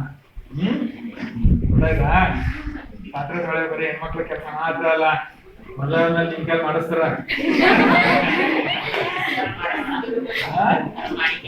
ಮಾಡಕ್ಕಿಲ್ವಾ? ಒಳ್ಳೆ ಪುಣ್ಯ ಮಾಡಿದ್ರು. ಸರಿ ಆಯ್ತು. ನೆಕ್ಸ್ಟ್ ಟೈಮ್ ಮ್ಯಾನೇಜ್ಮೆಂಟ್ ಅಲ್ಲಿ ಏನ್ ಬರುತ್ತೆ? ನಿಮ್ಮ ಟೈಮ್ ಏನಿರುತ್ತೆ 24 hours ನೀವು ಏನಿರ್ಲಿ, ನೀವು 10ನೇ ಕ್ಲಾಸರಾಗ್ಲಿ, 8ನೇ ಕ್ಲಾಸರಾಗ್ಲಿ, 9ನೇ ಕ್ಲಾಸರಾಗ್ಲಿ, ನೀವು ಪ್ರತಿದಿನದ ಟೈಮ್ ನೀವು ಡೈಲಿ ಒಂದು ಪ್ಲಾನ್ ಮಾಡ್ಬೇಕು, ಟೈಮ್ ಟೇಬಲ್ ಹಾಕೊಳ್ಳೇಬೇಕು. ನೀವು ನಿಮ್ ಟೈಮ್ ಟೇಬಲ್ ಹಾಕೊಂಡ್ರೆ ಈ ಗುರಿ ಇಟ್ಕೊಂಡು ದಾರಿ ನಡೆದಾಗ ನಮ್ ಜೀವನಕ್ಕೆ ಯಾವ ರೀತಿ ಅರ್ಥ ಸಿಗುತ್ತೆ ಅಂತಿದ್ದೀನೋ ಅದೇ ರೀತಿ ಟೈಮ್ ಪ್ರತಿದಿನದ ನೀವು ನಿಮ್ ಟೈಮ್ ಟೇಬಲ್ ಹಾಕೊಂಡ್ರೆ ಖಂಡಿತ ನಿಮ್ಗೆ ಪ್ರತಿದಿನನೂ ಪ್ರತಿ ನಿಮಿಷ ಸಹ ಅರ್ಥ ಆಗಿರ್ತದೆ. ಇವತ್ತೇ ನಾವು ನಾಳೆ ಏನು ಅನ್ನೋದು ನಮ್ ಪ್ಲಾನ್ ಮಾಡಿರ್ಬೇಕು. ಸ್ಕೂಲ್ ಟೈಮ್ ಅಂತೂ ಫಿಕ್ಸ್ ಅಣ್ಣ, ಶನಿವಾರ ಬಂದಾಗ ಭಾನುವಾರ ಏನು ಇವತ್ತು ಶನಿವಾರ, ಇವತ್ತು ಗುರುವಾರ, ಇವತ್ತು ನಾಳೆದಕ್ಕೆ ಮಾಡಬೇಕು, ನಾಳಿದ್ದಕ್ಕೆ ಮಾಡಬೇಕು. ಶನಿವಾರ ಬರುತ್ತೆ, ಶನಿವಾರ ಬಂದಾಗ ಏನ್ ಮಾಡ್ಬೇಕು, ನೀವು ಇವತ್ತೇ ನೀವೊಂದು ಪ್ಲಾನ್ ಮಾಡ್ಕೋಬೇಕು. ನಾಳೆ ಭಾನುವಾರ ಇಷ್ಟೊತ್ತಿಗೆ ಎದ್ದೇಳ್ತೀನಿ, ಇಷ್ಟೊತ್ತಿಗೆ ಮಲಗ್ತೀನಿ. ಮಧ್ಯದಲ್ಲಿ ಆದಷ್ಟು ನಾನು ಇವತ್ತೇ ಅದನ್ನ ಬರೆಯೋದು ಬೇಡಪ್ಪ, ಕೈಯಲ್ಲಿ ಏನು ಬರ್ಕೊಳೋದು ಬೇಡ. ಬೆಳಗ್ಗೆ ಒಂದು ತಿಂಡಿ ಗಿಂಡಿ ಮಾಡಿ 9:30 ಕುತ್ಕೊಂಡ್ರೆ ವಿಜ್ಞಾನ ಓದ್ಬಿಡೋದ. 9:30 11:30 2 hours. 11:30 12:15 12:30ವರೆಗೂ ಏನು ಬೇಡ, ಒಂದ್ ಸ್ವಲ್ಪ ಮೈಂಡ್ ರಿಫ್ರೆಶ್ ಮಾಡ್ಕೊಳೋದ. 12 ಗಂಟೆವರೆಗೂ ಪುನಃ 12ರಿಂದ 1:30 ಒಂದು ಸಮಾಜ ಓದೋದ. ಅದಾದ್ಮೇಲೆ ಊಟ ಮಾಡೋದ, ಒಂದು ಅರ್ಧ ಗಂಟೆ ನಿದ್ದೆ ಮಾಡೋದ. ನಿದ್ದೆ ಮಾಡೋದು ತಪ್ಪಲ್ಲ, ಮಧ್ಯಾಹ್ನದ ಹೊತ್ತು. ಇಲ್ಲಿ ಶಾಲೆ ಟೈಮಲ್ಲಿ ನಿಮ್ಗೆ ನಿದ್ದೆ ಮಾಡೋದಕ್ಕೆ ಆಗೋದಿಲ್ಲ ಹೊತ್ತು. ಮಧ್ಯಾಹ್ನದ ಹೊತ್ತು ಅರ್ಧ ಗಂಟೆ ನಿದ್ದೆ ಮಾಡಿ, ಅರ್ಧ ಗಂಟೆ. ಅದಕ್ಕೆ ಇಂಗ್ಲಿಷಲ್ಲಿ ಏನಂತಾರೆ, ಪವರ್ ನ್ಯಾಪ್ ಅಂತಾರೆ. ಅರ್ಧ ಗಂಟೆ ನೀವು ಮಲಗಿ ಎದ್ರೆ ಬಾಡಿ ರೀಜನರೇಟ್ ಆಗುತ್ತೆ, ಒಂದು ಪುನಃ ಇನ್ನೊಂದು ಹೊಸ ಶಕ್ತಿ ಬಂದ್ಬಿಡುತ್ತೆ. ಇನ್ನೊಂದು ರೀಚಾರ್ಜ್, ಮೊಬೈಲ್ ಹೆಂಗೆ ರೀಚಾರ್ಜ್ ಮಾಡ್ತೀರಾ ಹಂಗೆ ಮೊಬೈಲ್ ಚಾರ್ಜ್ ಮಾಡ್ದಂಗೆ ಆಗುತ್ತೆ. ಒಂದು ಅರ್ಧ ಗಂಟೆ ಮಲಗ್ಬಿಟ್ಟು ಊಟ ಆದ್ಮೇಲೆ ಪುನಃ 2 ಗಂಟೆಗೆ ಎದ್ದು 2ರಿಂದ 3:30 ಈ ರೀತಿ ನಿಮ್ ಪ್ಲಾನ್ ಮಾಡ್ಕೋಬೇಕು ಪ್ರತಿದಿನ. ಶಾಲೆ ಇದ್ದಾಗ ನೀವ್ ಹೇಳಿದ್ರಿ 4:15 ಬರ್ತೀವಿ, 4:15 ಶಾಲೆ ಮುಗಿತದೆ, ಮನೆಗೆ ಹೋಗೋಷ್ಟು ಇಷ್ಟೊತ್ತಾಗುತ್ತೆ. ಎಲ್ಲ ಆಗಿ ನೀವು ಮನೆಗೆ ಹೋಗಿ ಒಂದು ಫ್ರೆಶ್ ಅಪ್ ಆಗಿ ಮಕ್ಕ ತೊಳ್ಕೊಂಡು ಒಂದ್ ಸ್ವಲ್ಪ ನಿಮ್ಮ ಆ ಕಡೆ ಈ ಕಡೆ ಟಿವಿ ನೋಡಿ ಒಂದು 6 ಗಂಟೆ ಆಗುತ್ತಾ. 6 ಗಂಟೆ ಆದ್ಮೇಲೆ ಏನ್ ಓದ್ಬೇಕು, ದಿನ 2 ಸಬ್ಜೆಕ್ಟ್ ಓದಿ, ದಿನ 2 ಸಬ್ಜೆಕ್ಟ್. ಇಲ್ಲ ಇವತ್ತು ಏನ್ ಮಾಡಿದ್ದೀರಾ, ಇವತ್ತು ಏನ್ ಶಾಲೆಯಲ್ಲಿ ಮಾಡಿದಾರ ಅದನ್ನ 6ರಿಂದ 7:30ವರೆಗೂ ಓದ್ಬೇಡಿ. ನಾನು ಹೇಳ್ತಾ ಇದ್ದೀನಿ, ಓದ್ಬೇಡಿ. 6ರಿಂದ 7:30ವರೆಗೂ ನಿಮ್ಗೆ ಶಾಲೆಯಲ್ಲಿ ಇವತ್ತು ಏನ್ ಮಾಡಿದ್ರೆ ಅದನ್ನ ಕಣ್ಣಾಡಿಸಿ, ಸುಮ್ಮನೆ ನೋಡ್ಕೊಂಡು ಹೋಗಿ, ಓದ್ಬೇಡಿ. ಸುಮ್ಮನೆ ಕಣ್ಣಾಡಿಸಿ ಏನ್ ಮಾಡಿದರೆ ಇವತ್ತೇನು ಏನ್ ಪಾಯಿಂಟು ಎಲ್ಲ ಸುಮ್ಮನೆ ಕಣ್ಣಾಡಿಸಿ, ಎಲ್ಲ ಪೇಜ್ ತಿರುಗಿಸಿ, 6ರಿಂದ 7 ಪೇಜ್ ತಿರುಗಿಸಿ. ಆಮೇಲೆ ಇದರಲ್ಲಿ ನಿಮ್ಗೆ ಒಂದು ಮೈಂಡ್ ಬರುತ್ತೆ, ಈ ಟಾಪಿಕ್ ಈ ವಿಷಯ ಇವತ್ತೇನೋ ಒಂದ್ ಸ್ವಲ್ಪ ಇಂಪಾರ್ಟೆಂಟ್ ಆಗಿತ್ತು ಅಂತ ನಿಮ್ಗೆ ಅನ್ಸುತ್ತೆ. ಕಣ್ಣಾಡ್ಸಿದ್ಮೇಲೆ ನಿಮ್ ಮನ್ಸಿಗೆ ನಿಮಗ್ ಬರುತ್ತೆ, ಈ ಟಾಪಿಕ್ ಏನೋ ಒಂದು ಸ್ವಲ್ಪ ಇದು ಇಂಪಾರ್ಟೆಂಟ್ ಇದೆ, ನಾಳೆ ದಿನ ಇದನ್ನ ಎಕ್ಸಾಮ್ ಅಲ್ಲಿ ಕೇಳಬಹುದು. ಇಲ್ಲ ನಾನು ಒಂದು ಗುರಿ ಇಟ್ಕೊಂಡಿದ್ದೀನಲ್ಲ, ಈ ಗುರಿ ತಲುಪೋದಕ್ಕೆ ಇದು ಉಪಯೋಗ ಆಗ್ಬೋದು ಅಂತ ನಿಮ್ ಮನ್ಸಿಗೆ ಬರುತ್ತೆ. ಅದನ್ನ ಓದಿ, 7ರಿಂದ 8 8:30ವರೆಗೂ ಓದಿ. ಅದನ್ನ ಡೀಪ್ ಆಗಿ ಓದಿ ಬರೀ ಓದೋದಲ್ಲ, ಓದಿದ್ಮೇಲೆ ಒಂದ್ಸಲಿ ಬರೀರಿ. ಅದನ್ನ ಬರೆದ್ಬಿಟ್ಟು ಪುನಃ ಅದನ್ನ ನೀವೊಂದು ಸುಮ್ಮನೆ ಯಾವುದೋ ಒಂದು ಪೇಪರ್ ಅಲ್ಲಿ ಬರೆದ್ಬಿಟ್ಟು ಬಿಸಾಕ್ಬೇಡಿ. ಒಂದು ಬುಕ್ ಅಲ್ಲಿ ಬರೆದಿ ಅದನ್ನ ಆ ಇಂಪಾರ್ಟೆಂಟ್ ಅಂತ ಅನ್ಸಿದ್ದಕ್ಕೆ ತಾನೇ ನೀವು ಬರೆದಿರೋದು, ಅದನ್ನೆಲ್ಲ ಹಂಗೆ ಇಟ್ಕೊಂಡು ಎಕ್ಸಾಮ್ ಹತ್ರ ಬಂದಾಗ ನೀವು ಬರ್ದಿರ್ತೀರಲ್ಲ ಬುಕ್, ಅದನ್ನ ಈ ಬುಕ್ನ ಇದನ್ನ ಹಿಂಗ್ ತಿರುಗಿಸಿ. ಇಂಪಾರ್ಟೆಂಟ್ ಪಾಯಿಂಟ್ಸ್ ಮಾತ್ರ ನಿಮ್ಗೆ ಎಕ್ಸಾಮ್ ರಿವಿಷನ್ ಮಾಡುವಾಗ ನಿಮ್ಗೆ ಇದು ತುಂಬಾ ಉಪಯೋಗ ಬರುತ್ತೆ. ಹೌದಾ? ಸರಿನಾ ನಾನು ಹೇಳಿದ್ದು? ಈ ಬುಕ್ನ ಬಿಸಾಕ್ಬಾರ್ದು, ಇಂಪಾರ್ಟೆಂಟ್ ಅನ್ಸಿದ್ದಕ್ಕೆ ಮಾತ್ರ ನೀವು ಈ ಬುಕ್ ಅಲ್ಲಿ ಬರ್ದಿದ್ದೀರಾ, ಆಯ್ತಾ? ಈ ಬುಕ್ ನಿಮ್ಗೆ ಎಕ್ಸಾಮ್ ಟೈಮಲ್ಲಿ ರಿವಿಷನ್ಗೆ ಹೆಲ್ಪ್ ಆಗುತ್ತೆ. ಎಕ್ಸಾಮ್ ಹಿಂದಿನ ದಿನ ಈ ಬುಕ್ ನಿಮ್ಗೆ ಭಗವದ್ಗೀತೆ, ಈ ಬುಕ್ ಬಿಟ್ರೆ ಇನ್ಯಾವ್ದಲ್ಲ. ಗೈಡ್ ಈಗಲೂ ಬರ್ತಿದ್ಯಾ? ಗೈಡ್ ಪುಸ್ತಕ ನಮ್ ಟೈಮಲ್ಲಿ ಗೈಡ್ ಅಂತ ಬರ್ತಿತ್ತು. ಈ ನಿಮ್ ಶಾಲೆ ಟೆಕ್ಸ್ಟ್ ಬುಕ್ ಏನಿದೆ ಅದರಲ್ಲೇ ಒಂದು ಗೈಡ್ ಅಂತ ಬರ್ತಿತ್ತು. ಆ ಗೈಡ್ ಅಲ್ಲಿ ಪ್ರಶ್ನೆ ಉತ್ತರ ಅವನೇ ಕೊಟ್ಬಿಡ್ತಿದ್ದ. ಎಕ್ಸಾಮ್ ದಿನ ಯಾವ್ದಾರ ಓದಿರ್ತಿರ್ಲಿಲ್ಲ ಹುಡುಗರು, ಅವ್ರು ಗೈಡ್ ಇಟ್ಕೊಂಡು ಓದ್ಬಿಡೋರು. ಹಿಂದಿನ ದಿನ ಇವಾಗ ಗೈಡ್ ಅಂತ ಬರ್ತಿಲ್ವಾ? ಈಗ ಬರೀ ನಿಮ್ ಶಾಲೆ ಟೆಕ್ಸ್ಟ್ ಬುಕ್ ಅಷ್ಟೇನೆ. ಸರಿ, ಹಂಗಾರೆ ಈ ಬುಕ್ ನೀವು ಇವತ್ತು ಏನ್ ಬರ್ದಿರ್ತೀರಾ ಇದು ನಿಮ್ಗೆ ಗೈಡ್ ಆಗಿ ಹೆಲ್ಪ್ ಆಗುತ್ತೆ. ಎಕ್ಸಾಮ್ ಟೈಮಲ್ಲಿ ಫಾಸ್ಟ್ ರಿವಿಷನ್ಗೆ ಅರ್ಥ ಆಗುತ್ತೆ. ಆಮೇಲೆ ನೀವೇ ಬರ್ದಿರೋದ್ರಿಂದ ನಿಮ್ಗೆ ಮೈಂಡ್ ಅಲ್ಲಿ ನಿಮ್ಮ ಹ್ಯಾಂಡ್ ರೈಟಿಂಗ್ ನೋಡಿದ ತಕ್ಷಣ ನಿಮ್ಗೆ ಈಸಿಯಾಗಿ ಮೈಂಡ್ ಬರುತ್ತೆ. ಪುನಃ ಇನ್ನೊಂದ್ಸಲಿ ಕುತ್ಕೊಂಡು ಓದಿ ಅರ್ಥ ಮಾಡ್ಕೊಳ ಅವಶ್ಯಕತೆ ಇರೋದಿಲ್ಲ. ನೀವೇ ಬರ್ದಿರೋದ್ರಿಂದ ಇದು ಹಿಂಗ್ ಬರ್ದಿದೆ, ಅವತ್ತು ಹಿಂಗ ಅರ್ಥ ಆಗಿತ್ತು, ಅದಕ್ಕೆ ಹಿಂಗ್ ಬರ್ದಿದೆ ಅಂತ ಚೆಕ್ ಅಂತ ಮೈಂಡ್ಗೆ ಫ್ರಾಕ್ಷನ್ ಆಫ್ ಸೆಕೆಂಡ್ ಅಲ್ಲಿ ಬರುತ್ತೆ. ನಿಮ್ಗೆ ಎಕ್ಸಾಮ್ಗೆ ತುಂಬಾ ಉಪಯೋಗ ಬರುತ್ತೆ. ಇದು ಟೈಮ್ ಮ್ಯಾನೇಜ್ಮೆಂಟ್. ಏನು ಟೈಮ್ ಮ್ಯಾನೇಜ್ಮೆಂಟ್ ಅಲ್ಲಿ ಏನ್ ಕಲ್ತ್ವಿ? ಪ್ರತಿದಿನ ಹಿಂದಿನ ದಿನ ನಾಳೆ ಏನ್ ಮಾಡ್ಬೇಕು, ಯಾವ ಟೈಮ್ಗೆ ಏನೇನ್ ಮಾಡ್ಬೇಕು ಅನ್ನೋದು ಒಂದು ಮೈಂಡ್ ಅಲ್ಲಿ ಪಿಕ್ಚರ್ ಮಾಡ್ಕೊಳ್ಳೋದು ಅಷ್ಟೇ. ಸರಿನಾ? ನೆಕ್ಸ್ಟ್ ಒತ್ತಡ. ಒತ್ತಡ ಯಾವಾಗ ಬರುತ್ತೆ? ಎಕ್ಸಾಮ್ ಟೈಮಲ್ಲಿ. ಏನಕ್ಕೆ ಬರುತ್ತೆ ಎಕ್ಸಾಮ್ ಟೈಮಲ್ಲಿ?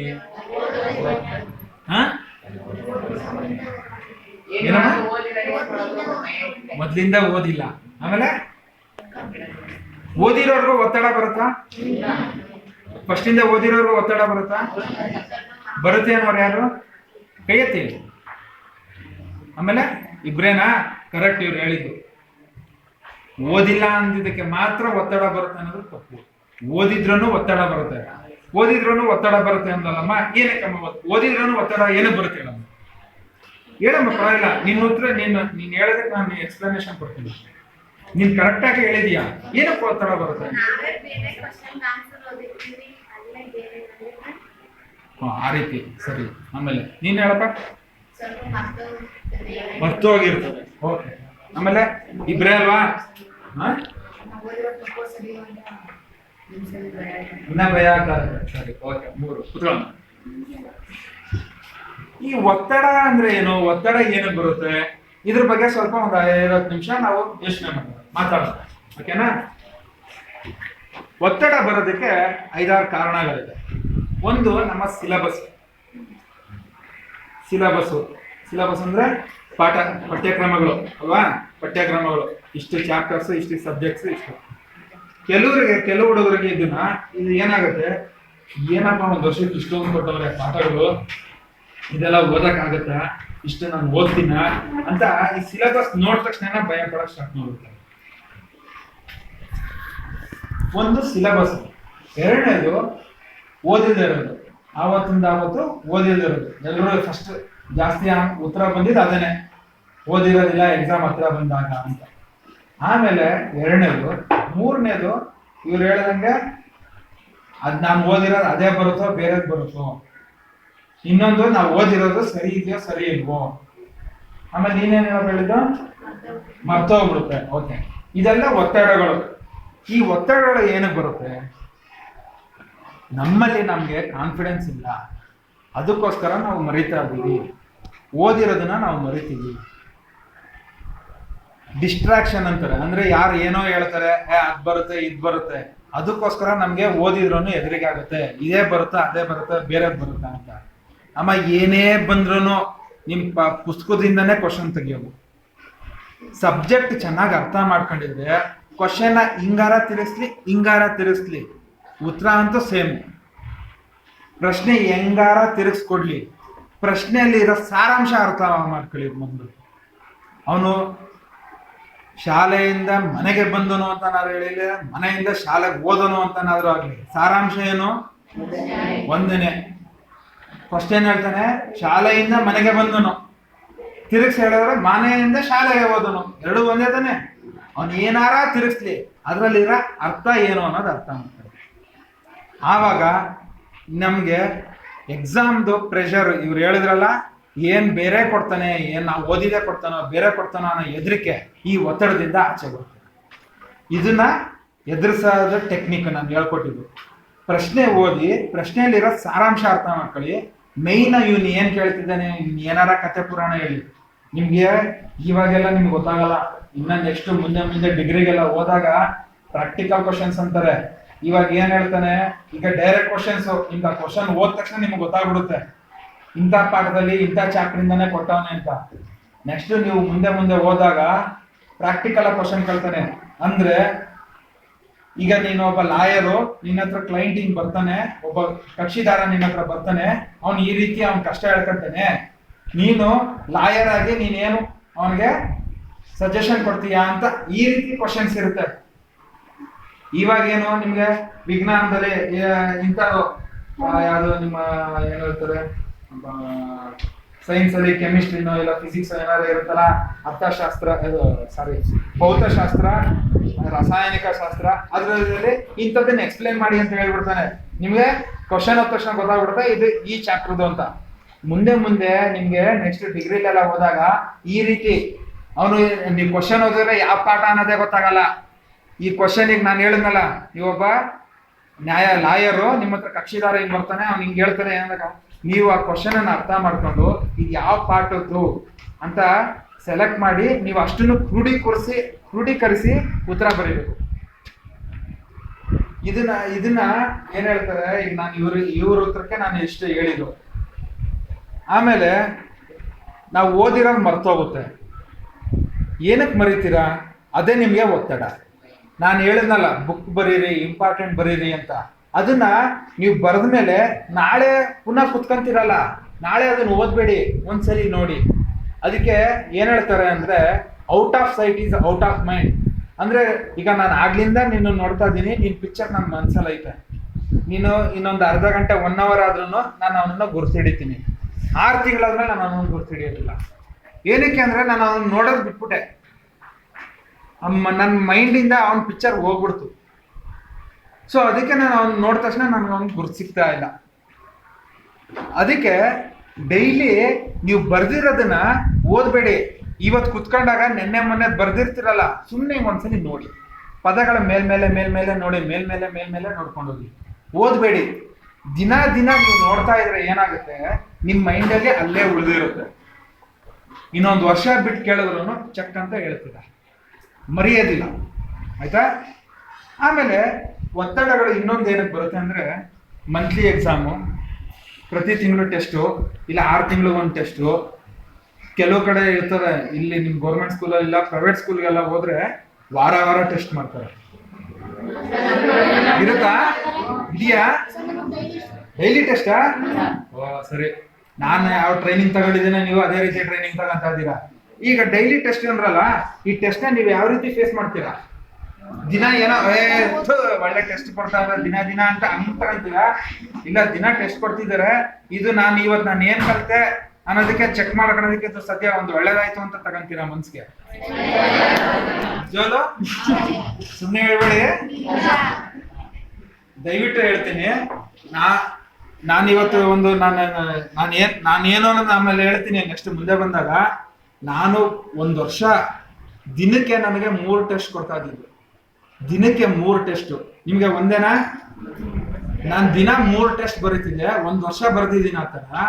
ಅದು ಬರ್ದಿದ್ದಕ್ಕೇನೆ ನನಗೆ ಆನ್ಯುವಲ್ ಎಕ್ಸಾಮ್ ಅಲ್ಲಿ ನಮ್ಮ ಎಕ್ಸಾಮ್ ಅಲ್ಲಿ ಏನ್ ಮಾಡ್ತಾರೆ ಅಂದ್ರೆ, ಈಗ 2 ಗಂಟೆಯಿಂದ 5 ಗಂಟೆ ಎಕ್ಸಾಮ್, 1:45ಗೆ ಕ್ವಶನ್ ಪೇಪರ್ ಕೊಡ್ತಾರೆ. ಅಂದ್ರೆ ಕ್ವಶನ್ ಪೇಪರ್ 1/4 ಗಂಟೆ ಓದಿ 2 ಗಂಟೆ ಕೊಟ್ಟ ತಕ್ಷಣ ಬರೆಯಕ್ಕೆ ಶುರು ಮಾಡಿ ಅಂತ. ನಾವು 1 ವರ್ಷ ಪೂರ ಈ ರೀತಿ ಟೆಸ್ಟ್ಗಳು ದಿನ ಬರ್ದಿದ್ದಕ್ಕೆ 1:45ಗೆ ಕ್ವಶನ್ ಪೇಪರ್ ಕೊಟ್ರೆ 1:50ಗೆ ಕ್ವಶನ್ ಪೇಪರ್ ಓದಿ ಮುಗಿಸಿರ್ತಿದ್ವಿ. 1:50ದಿಂದ 2 ಗಂಟೆವರೆಗೂ ಆನ್ಸರ್ ಪೇಪರ್ ಕೊಡ್ಲಿ ಅಂತ ಕಾಯ್ತಾ ಕುತ್ಕೊಂಡಿದ್ವಿ. 2 ಗಂಟೆ ಕೊಟ್ಟ ತಕ್ಷಣ ಬರೆಯಕ್ ಶುರು ಮಾಡಿದ್ರೆ 5 ಗಂಟೆ ಆದ್ರೂ ಮುಗಿತಾ ಇರ್ಲಿಲ್ಲ. 5 ಗಂಟೆ ಆದ್ರೂ ಮುಗಿತಾ ಇರ್ಲಿಲ್ಲ. ಬಂದು ಪೇಪರ್ ಕಿತ್ಕೋಬೇಕಿತ್ತು ಅವರು. ಈಗೆಲ್ಲ ನೀವೇನ್ ಮಾಡ್ತೀರಾ? ಎಷ್ಟು 1 hour ಟೈಮ್ ಇರುತ್ತೆ, 1 hour ಆದ್ಮೇಲೆ ಕ್ವಶನ್ ಆನ್ಸರ್ ಪೇಪರ್ ಕೊಟ್ಬಿಟ್ಟು ಆಚೆ ಆಗ್ಬೋದು. ಹೌದಾ? ಅಲ್ಲೂ ಹಂಗೆ ಇರುತ್ತೆ. ಬಟ್ ನಮ್ಗೆ ಯಾವ ರೀತಿ ಇದು ಪ್ರತಿದಿನ ಟೆಸ್ಟ್ ಬರೆಯೋದ್ರಿಂದ, ಸೀರಿಯಸ್ ಆಗಿ ಬರೆಯೋದ್ರಿಂದ ನಾವ್ ಎಷ್ಟು ಪ್ರಿಪೇರ್ ಆಗಿದ್ವಿ ಅಂದ್ರೆ 5 ಗಂಟೆ ಆದ್ರೂ ನಮ್ಗೆ ಬರೆಯೋದು ಮುಗಿತಾ ಇರ್ಲಿಲ್ಲ. 100ಕ್ಕೆ ಈಗ ಏನು ಒಂದು 4 ಕ್ವಶನ್ ಕೊಟ್ಬಿಟ್ಟು 3 ಕ್ವಶನ್ ಬರೀರಿ ಅಂತಾರೆ. ಹೌದಾ? ಆ ರೀತಿ ಚಾಯ್ಸಸ್ ಇದೆಯಾ? ಈ ರೀತಿ ದಿನ ಟೆಸ್ಟ್ ನ ಸೀರಿಯಸ್ ಆಗಿ ಬರೆದಿ ಕರೆಕ್ಟಾಗಿ ಸೀರಿಯಸ್ ಆಗಿ ತಗೊಂಡಿದ್ರೆ ನೀವು 4 ಕ್ವಶನ್ 4ಕ್ಕೂ ಬರೀತೀರಾ. ಅವ್ನು ಬರೀ 3 ಬರೀರಿ ಅಂದಿರ್ತಾನೆ. ನೀವ್ ಎಷ್ಟು ಪ್ರಿಪೇರ್ ಆಗಿರ್ತೀರಾ ಅಂದ್ರೆ, ನಿಮ್ಗೆ ಕೊಟ್ಟಿರೋ ಟೈಮಲ್ಲಿ 3 ಕ್ವಶನ್ ಬರ್ದಿ ಆ ಚಾಯ್ಸ್ ಕ್ವಶನ್ ಇರುತ್ತಲ್ಲ ಅದನ್ನು ಬರೀತೀರಾ. ನೀವು ಯಾರು ಇವತ್ತಿಂದ ಸೀರಿಯಸ್ ಆಗಿ ಡೈಲಿ ಟೆಸ್ಟ್ ನ ಕರೆಕ್ಟಾಗಿ ಸೀರಿಯಸ್ ಆಗಿ ತಗೊಂಡು ಬರ್ದಿ ಅದಕ್ಕೆ ಏನ್ ಮಾರ್ಕ್ಸ್ ಬಂತು, ನಾನು ಕಮ್ಮಿ ಇದ್ದೀನಿ, ಅದನ್ನ ಸರಿ ಮಾಡ್ಕೊಂಡು ನೀವು ಬರೀತಿರೋ, ಗ್ಯಾರಂಟಿ ಹೇಳ್ತೀನಿ ನೀವು ನನ್ನನ್ನು ಬೇಕಾದ್ರೆ ಜ್ಞಾಪಿಸ್ಕೊಂತೀರಾ. ಆನ್ಯುವಲ್ ಎಕ್ಸಾಮ್ ಅಲ್ಲಿ, ನಿಮ್ಮ SSLC ಆನ್ಯುವಲ್ ಎಕ್ಸಾಮ್ ಅಲ್ಲಿ ಏನ್ ಚಾಯ್ಸ್ ಇರುತ್ತೋ ಅಷ್ಟು ಬರೀತೀರಾ. 4ಕ್ಕೆ 3 ಕ್ವಶನ್ ಬರೀರಿ ಅಂದ್ರೆ 3 ಕ್ವಶನ್ ಬಿಟ್ಟು ಬರೋದಿಲ್ಲ. ನಿಮ್ಗೆ ಮನ್ಸಲ್ಲೇ ನಿಮ್ಗೆ ಹಾಕೊಂಡು ಓದಿತದೆ, ನಾ ಇನ್ನ ಟೈಮ್ ಇದೆ, ಬರೀ 4ನೇ ಕ್ವಶನ್ ಗೊತ್ತಿದೆಯಲ್ಲ ಬರೀ ಅಂತ ನಿಮ್ ಮನ್ಸು ನಿಮ್ಗೆ ಹೇಳುತ್ತೆ. ನೀವು ಬರೀತೀರಾ, ಬರ್ದಿ ಮಾರ್ಕ್ಸ್ ಸ್ಕೋರ್ ಮಾಡ್ತೀರಾ. ತಲೆಗೆ ಹೋಯ್ತಾ ಎಲ್ರಿಗೂ? ದಯವಿಟ್ಟು ನೀವು ಸೀರಿಯಸ್ ಆಗಿ ಬರೀರಿ ಇವತ್ತಿಂದ ಟೆಸ್ಟ್. ನಿಮ್ಗೆ ಟೆಸ್ಟ್ ಕೊಡೋದಕ್ಕೆ ಇಷ್ಟು ದಿನ ಮಾಸ್ಟ್ರು ಏನು ಗುಣ್ಗುಡ್ಕೊಂತಿದ್ರು ಗೊತ್ತಿಲ್ಲ. ನಾಳೆಯಿಂದ ಅವ್ರು ಖುಷಿ ಪಡ್ಬೇಕು, ಇದೇನ್ ನಮ್ಮ ಮಕ್ಳು ದಿನ ಟೆಸ್ಟ್ ಅವ್ರೇ ಕೇಳ್ತಾವ್ರೆ, ಎಷ್ಟು ಸೀರಿಯಸ್ ಆಗಿ ಬರೀತಾವ್ರೆ. ಎಷ್ಟಿರುತ್ತೆ ದಿನ ಟೆಸ್ಟ್ ಮಾರ್ಕ್ಸ್ಗೆ? 25 10 ಮಾರ್ಕ್ಸ್ ಕೊಡ್ತಾರ ದಿನ 15ಕ್ಕ ಸರಿ ಎಷ್ಟಕ್ಕಾರ ಕೊಡ್ಲಿ, ನೀವು ತೆಗಿಯೋ ಮಾರ್ಕ್ಸ್ ಡೈಲಿ ಅವ್ರಿಗೆ ಹೆಂಗಾಗ್ಬೇಕು ಅಂದ್ರೆ ಟೀಚರ್ಗೆ ಇದೇನಪ್ಪ ಇವಳು 15 ತೆಗಿತಾ ಇದಾರಲ್ಲ ದಿನ, ಹಂಗಾರೆ ನಾನೇ ಇನ್ನ ಒಂದ್ ಸ್ವಲ್ಪ ಪ್ರಿಪೇರ್ ಆಗಿ ಬರ್ಬೇಕು ಅಂತ ಅವ್ರಿಗೆ ಅನ್ನಿಸ್ಬೇಕು. ನೀವು ಫೀಸ್ ಕೊಟ್ಟು ಬಂದಿದ್ದೀರೋ ಶಾಲೆಗೆ, ಪೂರ ಅವ್ರನ್ನ ಉಪಯೋಗಿಸ್ಕೊಳ್ಳಿ. ನೀವು ಉಪಯೋಗಿಸ್ಕೊಳ್ಳಿಲ್ಲ ಅಂದ್ರೆ ಅವ್ರ ಪಾಡಿಗೆ ಅವ್ರು ಬರೋ ಸಂಬಳ ಬಂದೇ ಬರುತ್ತೆ. ಹೌದಾ? ನೀವು ಸೀರಿಯಸ್ ಆಗಾರ ಓದಿ ಇಲ್ಲ ಹೆಂಗಾರ ಓದಿ ಏನಾರ ಮಾಡಿ ಅವ್ರಿಗಂತೂ ಬರೋ ಸಂಬಳ ಬಂದೇ ಬರುತ್ತೆ. ಸರಿನಾ? ಈ ರೀತಿ ಒತ್ತಡಗಳನ್ನ ನೀವು ಎಕ್ಸಾಮ್ ಒತ್ತಡ, exam stress, exam pressure, exam fear ಇದನ್ನ ಡೈಲಿ ಟೆಸ್ಟ್ ಬರೆದು ಸೀರಿಯಸ್ ಆಗಿ ಬರೆದ್ರೆ ನಿಮ್ಗೆ ವಾರ್ಷಿಕ ಏನಂದ್ರೆ ವಾರ್ಷಿಕ ಪರೀಕ್ಷೆನ ಅಂತಿಮ ಆನ್ಯುವಲ್ ಎಕ್ಸಾಮು ಈಸಿಯಾಗಿ ಬರೀತೀರ. ನಿಮ್ಗೆ ಪಬ್ಲಿಕ್ ಎಕ್ಸಾಮ್ ಅನ್ನೋದು ನಿಮ್ಗೆ ಹೆದರಿಕೆನೆ ಬರೋದಿಲ್ಲ. ಅರ್ಥ ಆಯ್ತಾ? ಆಮೇಲೆ ನೀವು ಸಂಜೆ 4:30 ಹೋಗ್ತೀರಲ್ಲ, ಸ್ವಲ್ಪ ಮ್ಯೂಸಿಕ್ ಕೇಳಿ. ಈಗ ಎಲ್ಲ ನಿಮ್ಮ ಹತ್ರ ಮೊಬೈಲ್ ಇರುತ್ತೆ, ನಿಮ್ಮ ಹತ್ರ ಎಲ್ಲ ನಿಮ್ಮ ಮನೇಲಿ ಮೊಬೈಲ್ ಇರುತ್ತೆ, ಏನೋ ಒಂದು ಮ್ಯೂಸಿಕ್ ಕೇಳಿ. ಏನಿಲ್ಲ ಅಂದ್ರೂ ಈ ಬೀಟ್ಸ್ ಮ್ಯೂಸಿಕ್ ಕೇಳಬೇಡಿ.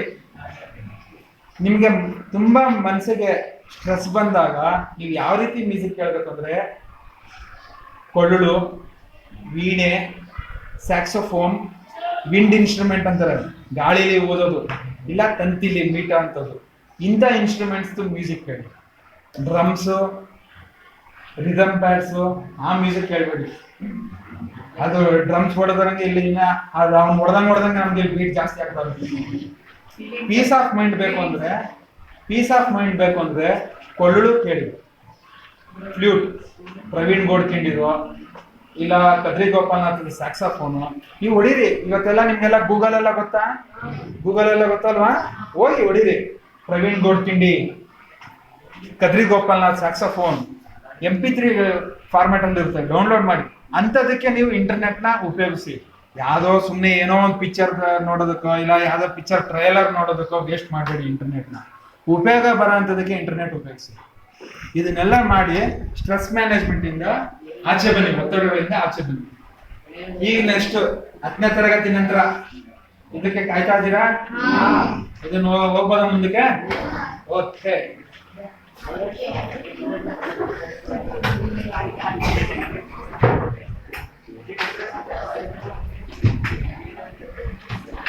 ಹತ್ತನೇ ತರಗತಿ ನಂತರ ಈಗ ಇಲ್ಲಿಂದ ನಮ್ಮ ಮೈನ್ ಸಬ್ಜೆಕ್ಟ್ ನಿಮ್ಗೆ ಬೇಕಾಗಿರೋದು ತುಂಬಾ ಬೇಕಾಗುತ್ತಲ್ವ. ಈಗ 10ನೇ ತರಗತಿ ಆದ್ಮೇಲೆ ಏನು PUC ಇರುತ್ತೆ, ಆಮೇಲೆ ಡಿಪ್ಲೊಮಾ ಇರುತ್ತೆ. ಹೌದಾ?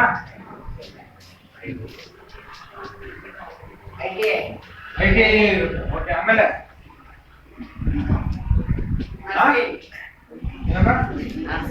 ಏನಪ್ಪ ಬಿಕಾಮ್ ಇನ್ನ ಮುಂದೆ PUC ಆದ್ಮೇಲೆ. ಸರಿನಾ? ಇಲ್ಲಿ ಈ ಪಾಯಿಂಟ್ ಅಲ್ಲಿ ಇಲ್ಲಿ ನಾನು ಏನೇ ಹೇಳಕ್ ಇಷ್ಟಪಡ್ತೀನಿ ಅಂದ್ರೆ, ನನ್ನ ಫ್ರೆಂಡ್ಸ್ ನಾನು ಈ ಲೆವೆಲ್ ಬಂದಾಗ ನನ್ನ ಫ್ರೆಂಡ್ಸ್ ಅಲ್ಲಿ ನಾನು ನೋಡೋದು ನನಗಿನ್ನ 1 ವರ್ಷ ಮೇಲ್ಪಟ್ಟವರು 1 ವರ್ಷ ಕೆಳಗಡೆ ಇರೋರು ಈ ಸರ್ಕಲ್ ಇಲ್ಲಿ ಏನ್ ನಾನು ಅಬ್ಸರ್ವ್ ಮಾಡಿದೀನಿ ಅಂದ್ರೆ, ಎಷ್ಟೊಂದ್ ಜನ PUC ಬಂದ್ಬಿಡ್ತಾರೆ. PUC ಬಂದ್ಬಿಟ್ಟು ಸೈನ್ಸ್ಗೋ ಇಲ್ಲ ಕಾಮರ್ಸ್ಗೋ ಬಂದ್ಬಿಡ್ತಾರೆ. ಇದೇನು ಇಲ್ಲ, ಕಷ್ಟ ಇದೆ, ನಂಗೆ ಅರ್ಥ ಆಗ್ತಿಲ್ಲ ಅಂದ್ಬಿಟ್ಟು ಯಾರೋ ಏನೋ ಹೇಳ್ತಾರೆ, ಡಿಪ್ಲೊಮಾ ಈಸಿ ಅಂದ್ಬಿಟ್ಟು ಡಿಪ್ಲೊಮಾ ಹೋಗ್ಬಿಡ್ತಾರೆ. ನಿಜ ಹೇಳ್ತೀನಿ, ಡಿಪ್ಲೊಮಾ ಇನ್ನ ಕಷ್ಟ. ಡಿಪ್ಲೊಮಾದಲ್ಲಿ ಏನೇನೆಲ್ಲ ಬರುತ್ತೆ? ಇಂಜಿನಿಯರಿಂಗ್ ಬರುತ್ತೆ, diploma engineer, electrical engineering, electronic engineering, diploma in mechanical, diploma in automobiles, diploma in industries ಇದೆಲ್ಲ ಬರುತ್ತೆ. Diploma ITI same. ಇಲ್ಲಿ ಸ್ವಲ್ಪ ಆದಷ್ಟು ITI ಅಲ್ಲಿ ಫ್ಯಾಕ್ಟ್ರಿಲಿ ಯಾವ ರೀತಿ ಕೆಲಸ ಮಾಡೋದು ಇದೇ ತುಂಬಾ ಕಾನ್ಸಂಟ್ರೇಟ್ ಇರುತ್ತೆ. ಇದಕ್ಕೂ ಏನು ಅಷ್ಟು ಮಚ್ ಡಿಫ್ರೆನ್ಸ್ ಇರೋದಿಲ್ಲ, ಎರಡು ಆದಷ್ಟು ಸೇಮ್ ಇರುತ್ತೆ. ಡಿಪ್ಲೊಮಾ ITI ಇದನ್ನೆಲ್ಲ ಮಾಡಿ ಇಲ್ಲಿ ಹೇಳಿದೆ, ಡಿಪ್ಲೊಮಾ ಇನ್ ಕಂಪ್ಯೂಟರ್ ಸೈನ್ಸ್ ಬರುತ್ತೆ, diploma in electronic engineering, diploma in electricals, ಸರಿನಾ? ಡಿಪ್ಲೊಮಾ ಇನ್ ಆಟೋಮೊಬೈಲ್ಸ್ ಇದೆಲ್ಲ ಇಲ್ಲಿ ಬರುತ್ತೆ. ನೀವು ಇಲ್ಲಿ ಎಲೆಕ್ಟ್ರಾನಿಕ್ ಕಂಪ್ಯೂಟರ್ ಸೈನ್ಸ್, ಆಟೋಮೊಬೈಲ್ಸ್ ಇದೆಲ್ಲ ಬರುತ್ತಲ್ಲ, ಇದನ್ನ ಮಾಡಿ ಸಹ ನೀವು ಬಿ ಎ ಹೋಗ್ಬೋದು. ಇಲ್ಲ ITI ಮಾಡಿದ್ರೆ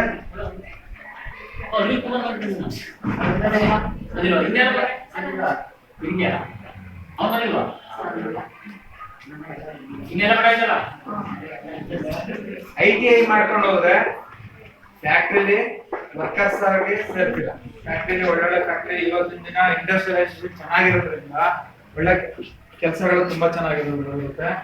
ಡಿಪ್ಲೊಮಾ ಇಂದ ಮಾಡಿ ಇಲ್ಲಿಂದ ನೀವು ಇಲ್ಲಿಗೆ ಡಿಗ್ರಿಗೆ ಜಂಪ್ ಮಾಡಬಹುದು. PUC ಮಾಡ್ಕೊಳ್ಳೋದು ಇಲ್ಲಿಗೆ ಜಂಪ್ ಮಾಡಬಹುದು. ಬಟ್ ನಾನು ಹೇಳೋದು ಇಲ್ಲಿ ನಾನು ಹೇಳ್ತಾ ಇದೀನಿ ಅಂದ್ರೆ, ನೀವು ಇದನ್ನ ಸುಲಭ ಅಂತ ಯಾರು ಹೋದ್ರೆ ಸುಲಭ ಅಲ್ಲ, ಇದು ಸುಲಭ ಅಲ್ಲ. ಎವಿ ತುಂಬಾ ಡಯಾಗ್ರಾಮ್ಗಳಿರುತ್ತೆ, ಪ್ರಾಕ್ಟಿಕಲ್ ಕ್ಲಾಸಸ್ ಇರುತ್ತೆ, ಪ್ರಾಕ್ಟಿಕಲ್ ರೆಕಾರ್ಡ್ಗಳು ಬರೆಯೋದೆಲ್ಲ ಇರುತ್ತೆ. ಡಯಾಗ್ರಾಮ್ ಅಂತೂ ತುಂಬಾ ಸೂಕ್ಷ್ಮವಾಗಿರ್ತದೆ ಡಯಾಗ್ರಾಮ್ಸ್. ಅದನ್ನೆಲ್ಲ ಮಾಡ್ಬೇಕು, ಫಾರ್ಮುಲಾಗಳು ಕಲಿಬೇಕು, ಎಲ್ಲ ಬಂದೇ ಬರುತ್ತೆ. ಮಾಡಿ, ನಾವು ಮಾಡಬೇಡಿ ಅಂತ ನಾನು ಹೇಳ್ತಾ ಇಲ್ಲ. ಸುಲಭ ಅಂತ ಮನ್ಸಲ್ಲಿ ಇಟ್ಕೊಂಡು ಇಲ್ಲಿಂದ ಇಲ್ಲಿ ಡಿವಿಯೇಟ್ ಆಗಕ್ ಬೇಡ. ಹೋಗೋದಾದ್ರೆ ಡೈರೆಕ್ಟ್ ಆಗಿ SSLC ಆದ್ಮೇಲೆ ಡೈರೆಕ್ಟ್ ಆಗಿ ಡಿಪ್ಲೊಮಾ ಹೋಗಿ, ಇಲ್ಲ PUC ಹೋಗಿ. ITI ಹೋಗೋರು ITI ಹೋಗಿ. PUC ಬಂದ್ಮೇಲೆ PUC ಇಲ್ಲ 1 ವರ್ಷ ಮಾಡ್ಬಿಟ್ಟು ಆಮೇಲೆ ಇದನ್ನ ಡಿಸ್ಕಂಟಿನ್ಯೂ ಮಾಡಿ, ಅಂದ್ರೆ ಬಿಟ್ಬಿಟ್ಟು ಪುನಃ ಡಿಪ್ಲೊಮಾ ಬರೋ ಕೆಲಸ ಸಾಧನೆ ಮಾಡಬೇಡಿ, ತಪ್ಪು ಕೆಲಸ ಮಾಡಬೇಡಿ. ಹೋಗೋದಾದ್ರೆ ಮೊದಲೇ ಹೋಗಿ, ಇಲ್ಲಿಗೆ ಬಂದು ಇಲ್ಲಿಗೆ ಹೋಗ್ಬೇಡಿ. ಗೊತ್ತಾಯ್ತಾ? PUC ಬಂದ್ರೆ PUC first science, commerce, arts. ಹೌದಾ? ಸೈನ್ಸ್ ಅಲ್ಲಿ PCMB, PCMC, PCME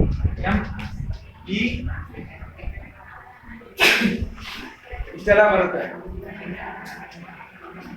PCMB, PCMC, PCMP ಅಂದ್ರೆ ಫಿಸಿಕ್ಸ್, P ಅಂದ್ರೆ ಫಿಸಿಕ್ಸ್ ಭೌತಶಾಸ್ತ್ರ, C ಅಂದ್ರೆ ಕೆಮಿಸ್ಟ್ರಿ, ರಾಸಾಯನಿಕ ಕೆಮಿಸ್ಟ್ರಿ, M ಅಂದ್ರೆ ಗಣಿತ ಮ್ಯಾಥಮೆಟಿಕ್ಸ್, B ಅಂದ್ರೆ ಜೀವಶಾಸ್ತ್ರ, ಸರಿ. C ಬಂದ್ರೆ ಕಂಪ್ಯೂಟರ್ ಸೈನ್ಸ್, E ಎಲೆಕ್ಟ್ರಿಕಲ್ಸ್. ಸರಿನಾ? ಇದನ್ನ ನೀವು ಓದ್ಬಿಡ್ತೀರಾ ಸೈನ್ಸ್ ಅಲ್ಲಿ. ಇದಾದ್ಮೇಲೆ ನೀಟ್ ಬರೀತೀರಾ. ಹೌದಾ? ಈಗ CET ಇತ್ತಲ್ಲ, ಈಗ ನೆಕ್ಸ್ಟ್ ನೀಟ್ ಬರೆದ್ರೆ ಏನಕ್ಕೆಲ್ಲ ಹೋಗ್ಬೋದು? ಡಾಕ್ಟರ್ ಅಥವಾ ಇಂಜಿನಿಯರ್.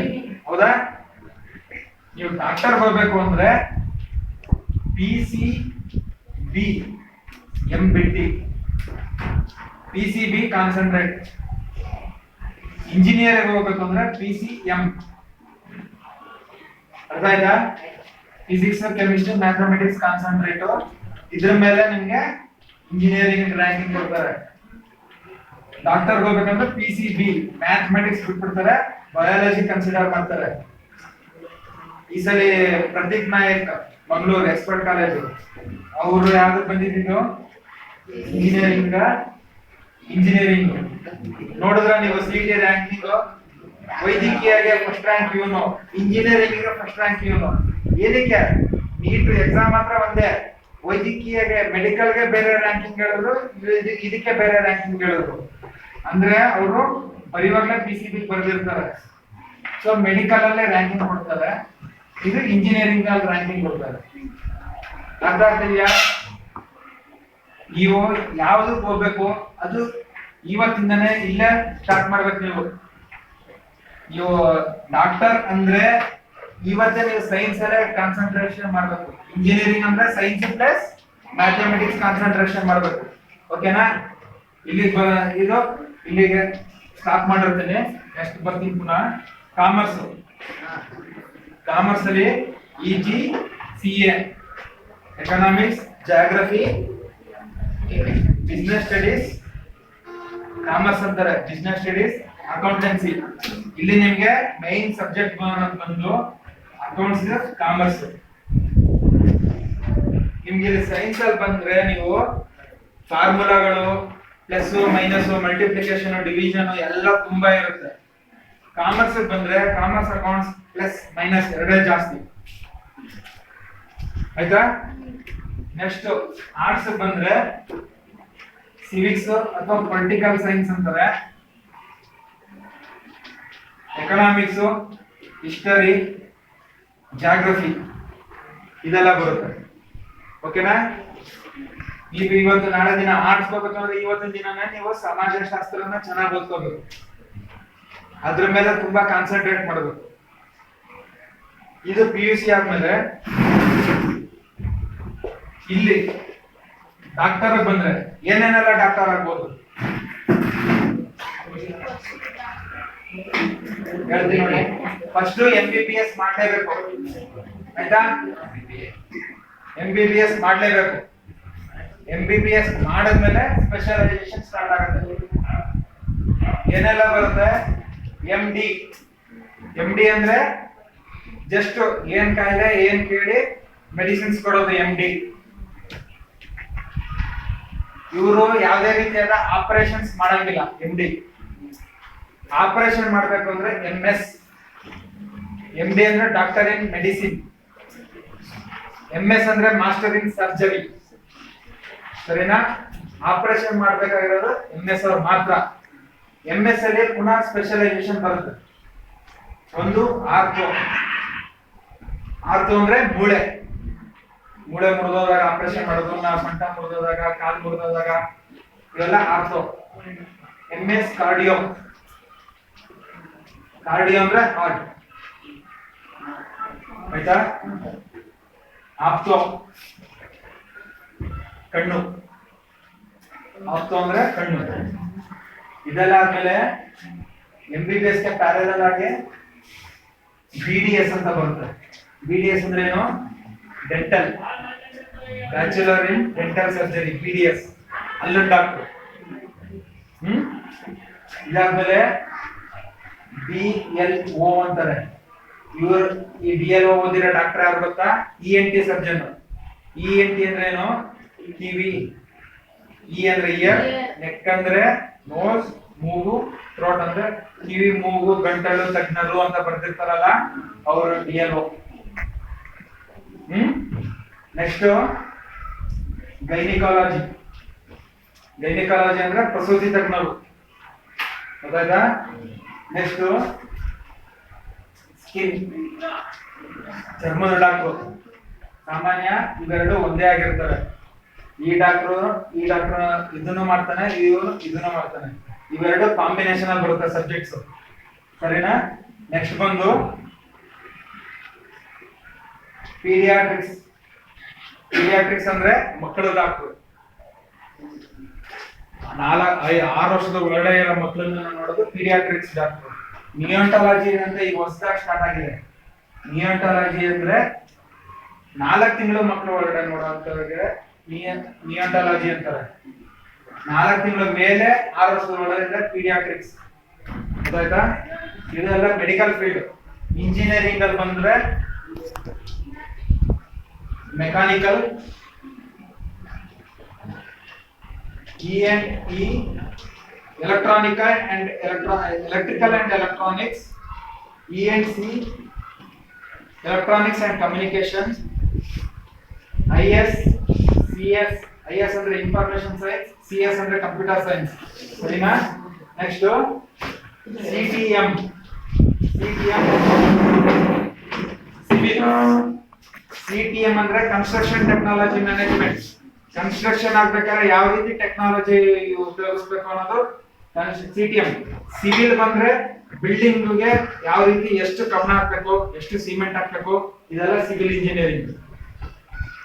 ನೀವು ಇಂಜಿನಿಯರಿಂಗ್ ಹೋದ್ರೆ ಇದೆಲ್ಲ ಬರುತ್ತೆ. ಮೆಕ್ಯಾನಿಕಲ್ ಬಂದು ನಿಮ್ಗೆ ಏನು ಆಟೋಮೊಬೈಲ್ಸ್ ಇದೆಲ್ಲ ಇಲ್ಲೇ ಬರುತ್ತೆ.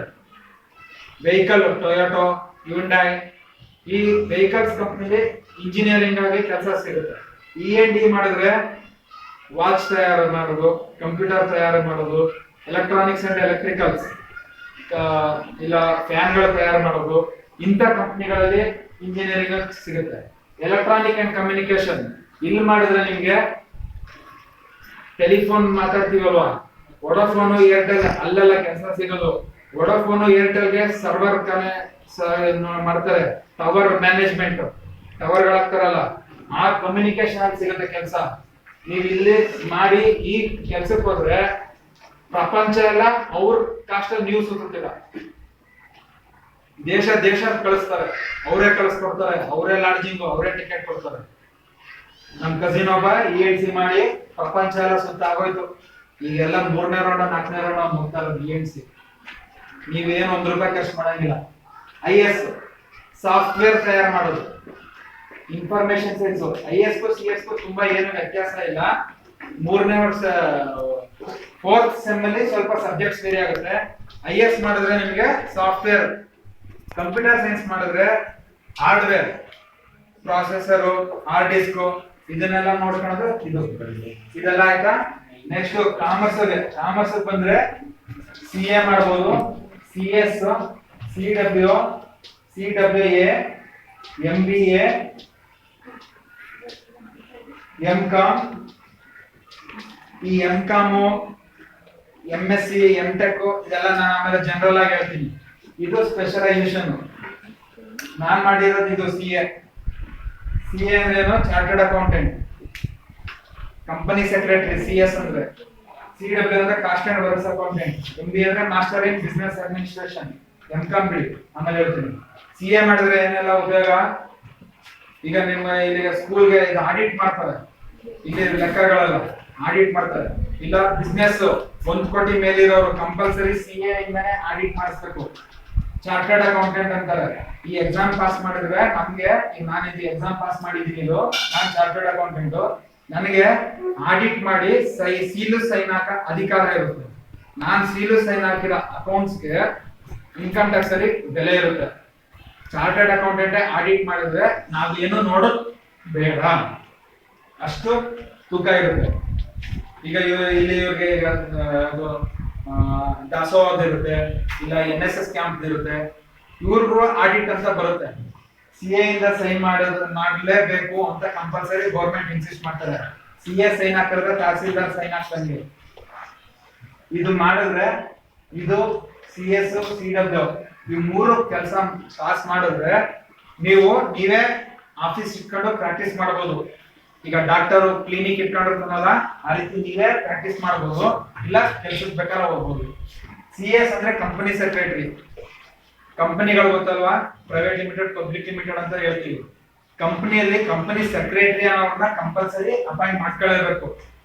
ಒಂದ್ ಕಂಪನಿ ಅಂದ್ರೆ ಎಷ್ಟೊಂದು ರೀತಿ, ಒಂದು 10-15 ಲಾಗಳಿರುತ್ತೆ. ಆ ಲಾ ಫಾಲೋ ಮಾಡ್ತಿದಾರ. ಕಂಪನಿಗೆ ಕಂಟ್ರೋಲರ್ ಬಂದು ROC, ರಿಜಿಸ್ಟರ್ ಆಫ್ ಕಂಪನೀಸ್ ಅಂತೀವಿ. ಅವರು ಸೆಕ್ರೆಟರಿನ ಕೇಳಿದ್ರು, ಕಂಪನಿ ಸೆಕ್ರೆಟರಿನ, ಏನಪ್ಪಾ ನಿಮ್ ಕಂಪನಿ ಕರೆಕ್ಟ್ ಆಗಿ ಲಾಸ್ ರೂಲ್ಸ್ ರೆಗ್ಯುಲೇಷನ್ ಫಾಲೋ ಮಾಡ್ತೀವಿ ಅಂತ. ಅದನ್ನ ಸರ್ಟಿಫೈ ಮಾಡೋರು CS. CWA ಅಂದ್ರೆ ಕಾಸ್ಟ್ ಅಂಡ್ ವರ್ಕ್ಸ್ ಅಕೌಂಟಿಂಗ್. ಇವ್ರನ್ನ ಎಲ್ಲಿ ಬರ್ತಾನೆ ಅಂದ್ರೆ, ಈಗ ಈ ಕಂಪ್ಯೂಟರ್ ಇಲ್ಲೊಂದಷ್ಟು ತಯಾರಾಗಿದೆ, ಒಂದು ಕಂಪ್ಯೂಟರ್ಗೆ ಎಷ್ಟು ರೇಟ್ ಫಿಕ್ಸ್ ಮಾಡಬೇಕು, ಎಷ್ಟು ರೇಟ್ ಫಿಕ್ಸ್ ಮಾಡಿದ್ರೆ ಅದಕ್ಕೆ ಎಷ್ಟು ನಮ್ಗೆ ಖರ್ಚು ಬಿದ್ದಿದೆ. ಫ್ಯಾಕ್ಟ್ರಿಲಿ ಒಂದು ಲಕ್ಷಾಂತರ ಕಂಪ್ಯೂಟರ್ ಮ್ಯಾನುಫ್ಯಾಕ್ಚರ್ ಆಗುತ್ತೆ, ಬಟ್ ಒಂದು ಕಂಪ್ಯೂಟರ್ಗೆ ನಮ್ಗೆ ಎಷ್ಟು ಖರ್ಚು ಬಿದ್ದಿದೆ, ಸೊ ನಾವು ಅದಕ್ಕೆ ಎಷ್ಟು ಲಾಭ ಸೇರಿಸಿ ಒಂದು ಕಂಪ್ಯೂಟರ್ಗೆ ಎಷ್ಟು ನಾವು ರೇಟ್ ಫಿಕ್ಸ್ ಮಾಡಬೇಕು ಅಂತ ಹೇಳೋಣ CW, cost and works accounting.